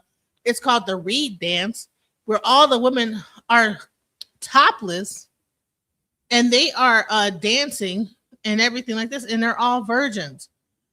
Why is it that those African men respect those virgins, but then we come to America and then a woman could be a virgin? She might have on some short pants, and you look at her like a hoe. Is there something wrong with you and your view of a woman that you need to like check? And you promote, good point. And then he promotes that they should be treated as such. Now the brother came in, and I'm thrilled that he's willing to do a debate. But he said I was lying on him, that he never said that women that dress that way are thots and should be treated as such. I'm going to play the audio and let you decide, audience, whether you like me or not. Let's hear from the horse's mouth, meaning straight from Ali. If you mind, you're out. That's not Ali. Let me ask y'all this, the sisters. Why y'all don't go at the sisters' head like that? I really believe the current market of women are doing is equivalent to a man sending a woman a D-pic. I mean, sending a woman her D-pic. What women are doing today is literally showing men their bodies when men don't even want to see it, and then you get upset if a man objectifies you, and you think a man wants to see it, but it's right in front of his face. But why aren't women collectively going, hey, what y'all doing is equivalent to a man sending you a D-pic. If you don't want him to send you a D-pic and you don't like him, why are y'all putting y'all breasts and booties all over the internet, all over the gym, all over everywhere when we don't even like, you know what's so bad? Well, we tired of it. It's just too much. Everywhere you go with this booty and breast. They don't want to be. One second, Ali. One second, Ali. I'm not tired. I know what he's saying, right? I'm tired. I know what he's saying. I'm not tired of seeing your fat asses. I want y'all to. There's no secrecy. There's no nothing. But it's because if they ever get to the point they want to do it, that's why a lot of them don't say it. Because same reason why women aren't too judgmental on women who sexualize themselves and do it for attention, because you still want that card to be able to be played instead of sisters. You're having the same energy for what men do, using it for sisters as well too, but they're not never going to stop because y'all stand too close to each other. That's what we keep talking about. Like, you will not condemn her for showing. You don't want me to like a butt pic, a breast pic, any type of pics, but then you posting those type of pics and you're not getting on the women showing that to your man. Like, I was going to ask my lady the other day, if a woman came up in front of you, that's your friend, in front of me dressed like this, would you take it as disrespect? You know, I was going to ask her. I would think y'all were. If a woman comes dressed in your house in front of your children inappropriately, it'd be disrespectful. Why don't y'all say nothing about all these women that's walking around in the same facet? If y'all would be upset if all men in droves started wearing leggings too and did deep prints all over the place and have it in front of kids, it would be extremely inappropriate to society, and they would bash it, they would shame it, they would try to correct it. It's booty and breasts at Target, at Walmart, on Instagram, Facebook, wherever you go in your neighborhood. You be like, God dang, man, go put that up. Like, why y'all don't tell each other? Why aren't you mad? Hey, yo, why you keep showing that my man? Why you keep in tight? I'm trying to keep my man monogamous and not cheat on me. Like, why you keep showing that to my man for? Why you got a man? Why y'all don't do that with each other? I have said that to a friend on a vacation. Sort of something like that. So But I mean, now I want to keep going so you can hear the rest of it.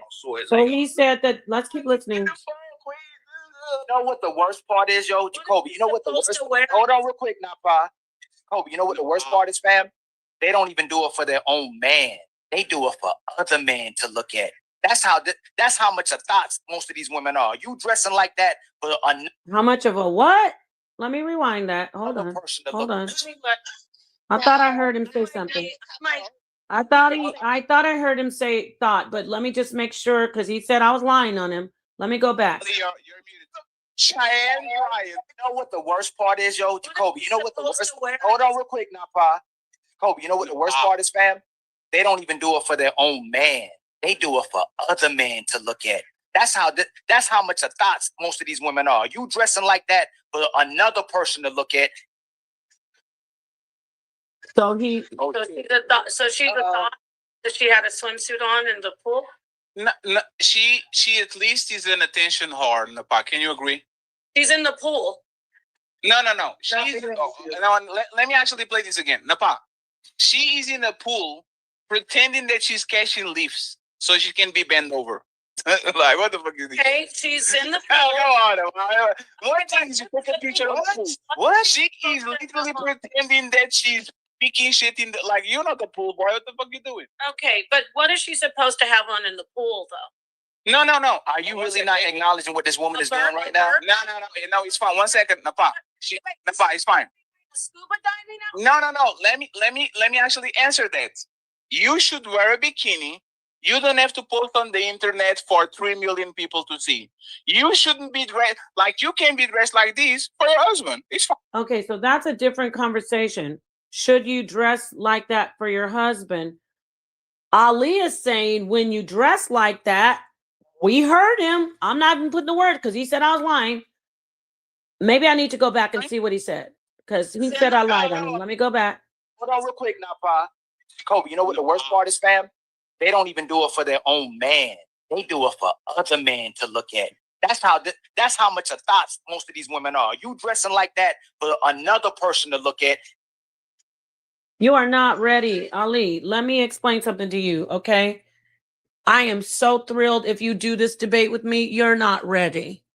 You're not, because you just said I lied on you and that you don't call women thoughts for how they dress. Let me get up here to where you start saying you were telling me I thought you were a submissive woman. I thought you were a lady, and you were implying that I'm masculine, and you were trying to make it like I'm not valuable and that I'm not a good woman. You even tried it today on this panel, saying, oh, you're not acting like a lady. I don't hear myself not acting like a lady, but I'm going to keep playing it. I want people to hear, because I'm not going to play the video, but I want them to hear and see if I was acting like a lady or if I was acting like a wildling, like you're trying to imply.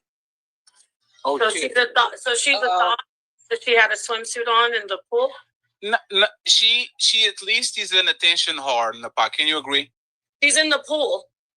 No. Let me actually play this again. Napa.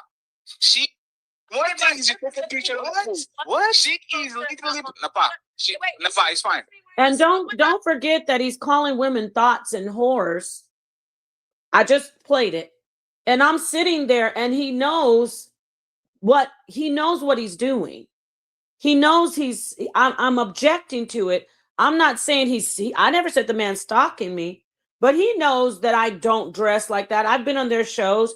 I've had cleavage. So you're calling women who have cleavage thoughts. You already shots fired.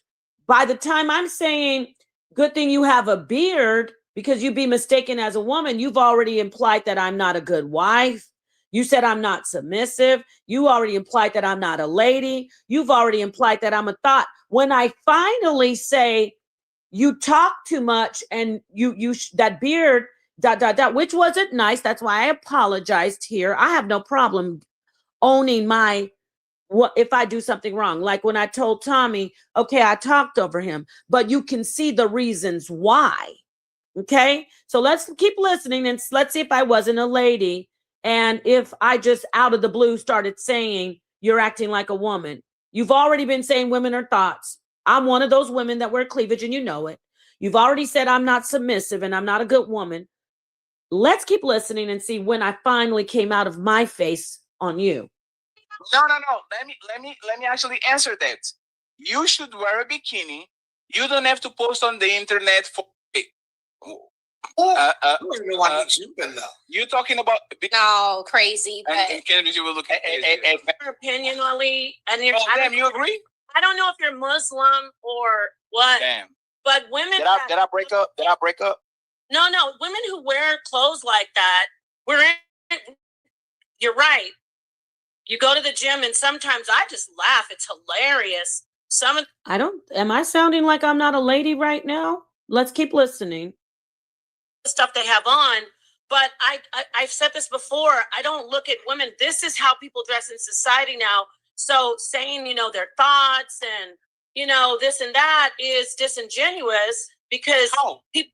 This house in Texas, let me show you how I invested into it with just a few $100s. I did it using something called because people are because I'm giving you why. You said a lot. Because people are body conscious, men and women. Women, it's not the same as getting a DP. If you see this woman walking across the street with a sexy dress on. It's not this. No, it isn't. No, it isn't. It Not is. looking at her. So he can jump in and say it is. He can say all this. It is, and it's okay. So he thinks because he's a man that he can interrupt. I don't know what geisha crowd you're hanging around with. I am not a pick-me. I am not a doormat. I'm going to go toe-to-toe with you, because this is an environment where women can get on these panels and object to what men say and get in there and present information to show that these men don't know what they're talking about. And when I do that, I don't want to hear from a man how I'm not submissive in my marriage. And y'all are going to hear him start talking about my marriage. So everything he said when he got up here, he completely lied to save face. I don't know what his objective was. Maybe because he wants to come in and say he'll take the debate. But let's keep listening. Trying to get you on his panel to like do the debate on his panel. You know what's worse? A fantastic and fatty. You know what's worse? You got it. Give some pushback because it's been kind of an echo chamber about this. She has on a very sexy dress. Okay. We know this. We know that we can see it's body conscious. But she's in this is a society where am I cursing him out, acting all manly, like, come on, let me. I've been on panels where I've been attacked and gone wild and crashed out. He's trying to say to everybody, that's why I'm playing this. He's like, you weren't being a lady. Let's keep listening and see if I wasn't being a lady. Have you been to Miami? Like, yes. We're not talking about going somewhere where everyone's wearing beekeeper outfits and burqas. She is in a society where that's a normal outfit. And she's going to put a dress on like that. And she's going to be around everybody else, like you said, who's dressed like that. And people are going to say, it's not, you know, you're not going to look at it and go, oh, this hoe, she wants me to see her this. She wants to get effed. It's just about body conscious, and people are much more conscious about their bodies these days. So you notice what I said. It's not about she wants to get effed, but they're going to come in. Well, he is, and he's going to say, basically counter it like, yes, it is. Cleavage. And go ahead, Genesis. I mean, my point is that, okay, you just mentioned Florida. I mean, I don't know. I'm not sure where Ali lives, but what? Okay, so you're mad because a person in a hot climate wears hot climate outfits? I live in Arizona. Thank you. There's everybody's wearing like, why short. would she? Everybody supposed to be just sweating underneath something because you feel uncomfortable. You can't control yourself. I'm not sure where he comes. Is he in California? Where is he at? Is he in like? I don't know, but at this point, I'm just saying exactly. So I want to play some more.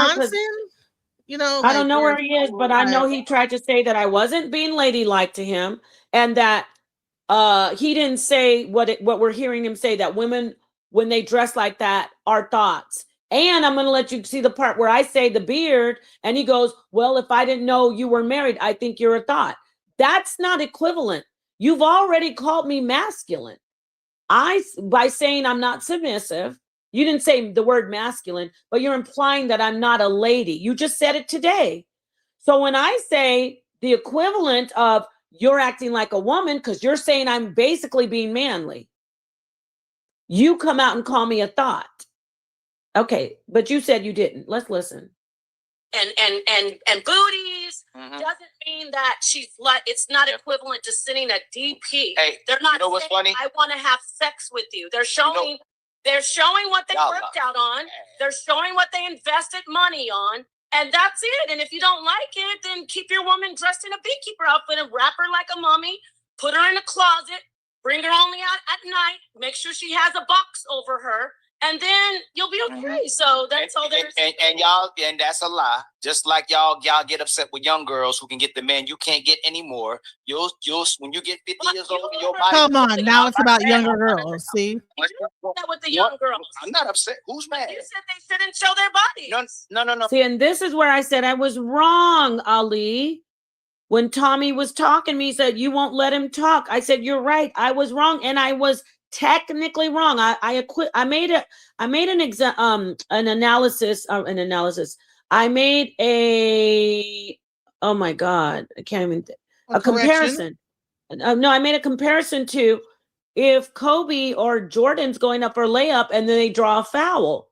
I drew a foul because I was talking over you. So that's what I agreed with. I never agreed with that horrible rhetoric that you said women wearing clothes like that want sexual attention and our thoughts. Let's keep listening. Oh, I'm not mad. Actually, y'all need to stop. No, you whores and thoughts. You said it's the same as sending a vulgar DP. You are mad because you don't like it. You said, why don't we check them? Check them why? I think young women, because their bodies are beautiful, they definitely should wear body conscious because they're, like you said, they're not always going to be like that. So why should I get mad at a young woman with a beautiful body and tell her she's a thought when it's a good thing? So you're the one who's mad at young women, Ali. Y'all flip flop. No, actually, when you get about 50, 1 second, Ali, 1 second. Police officer at the scene. So, as you heard, I was talking over him. Again, I repeat, that's the part I said I was wrong, but there's a reason. Let's keep listening. Ali, 1 second.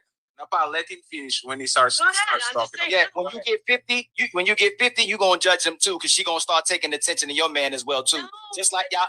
You broke up. And you keep See, so I'm talking over him, and the reason I am doing it, everybody, he likes to get super. I think he's going to be okay. He's not going to be too personal.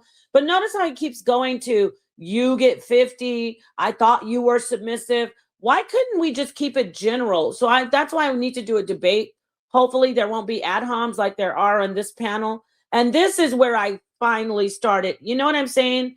First, he's talking about you're not submissive. You're not a good woman. You know, this and that. And so at this point, I'm talking over him. It is a foul, but he's going to start getting worse when I say, well, you talk too much, and if you didn't have that beard, I'd mistake you for a woman. Let's keep listening. 1 second. If I let him finish his thoughts, you can reply afterwards. Right. Y'all are liars. That most of y'all, when y'all talk about young girls and try to make men out to be predatory because an older man can pull her, you're actually jealous of her because you can't get those men anymore. Same way when you start losing your body, you start aging, you get old, and you start becoming a so-called righteous woman that found God, you're only judging that. I want to show this so badly. Hey, can you pull it up? Can you get it? I'm on my phone. Can you get this clip? I need to show you. Can you grab it from, I think it's on my channel, Genesis. Are you there? Because I'll get it. Damn, maybe you're not there. Let me pull this up. I need to show you guys because I need to show you my demeanor, and this will be. Let me get this up here for you guys because you guys need to see it. I can't just be playing this audio.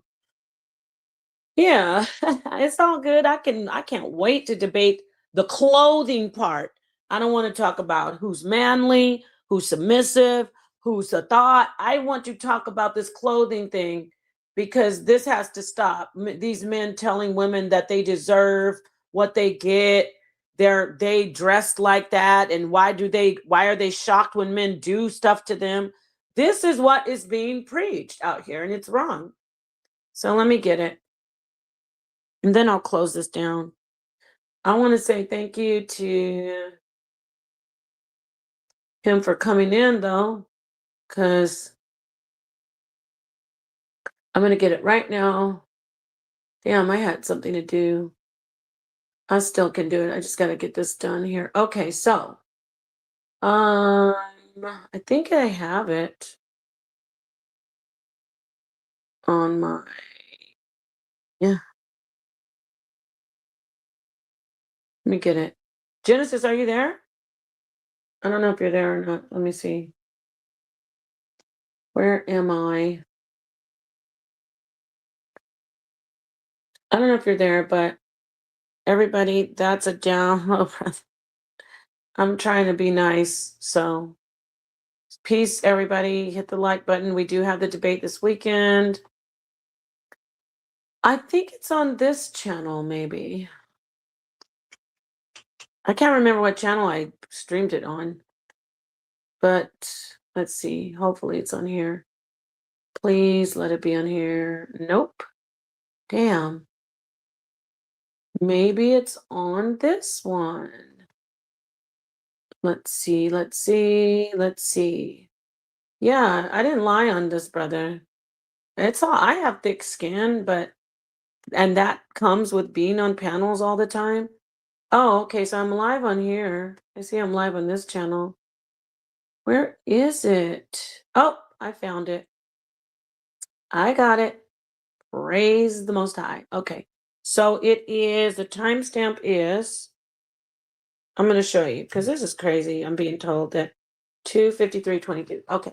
2:53:22. 2:53:22. 2:53:22. Okay, let me get there.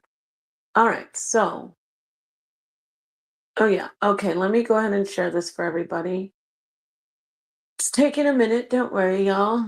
I've got you. I'm not gonna be on here long though. I think Genesis had to do something, but damn, I don't know how much time I have, so I'm gonna show a little of it. So you can see, it's like, what? No, I'm not. Let me mute out. Give me like a 10-second pause. Everybody hit the like, please, please, please.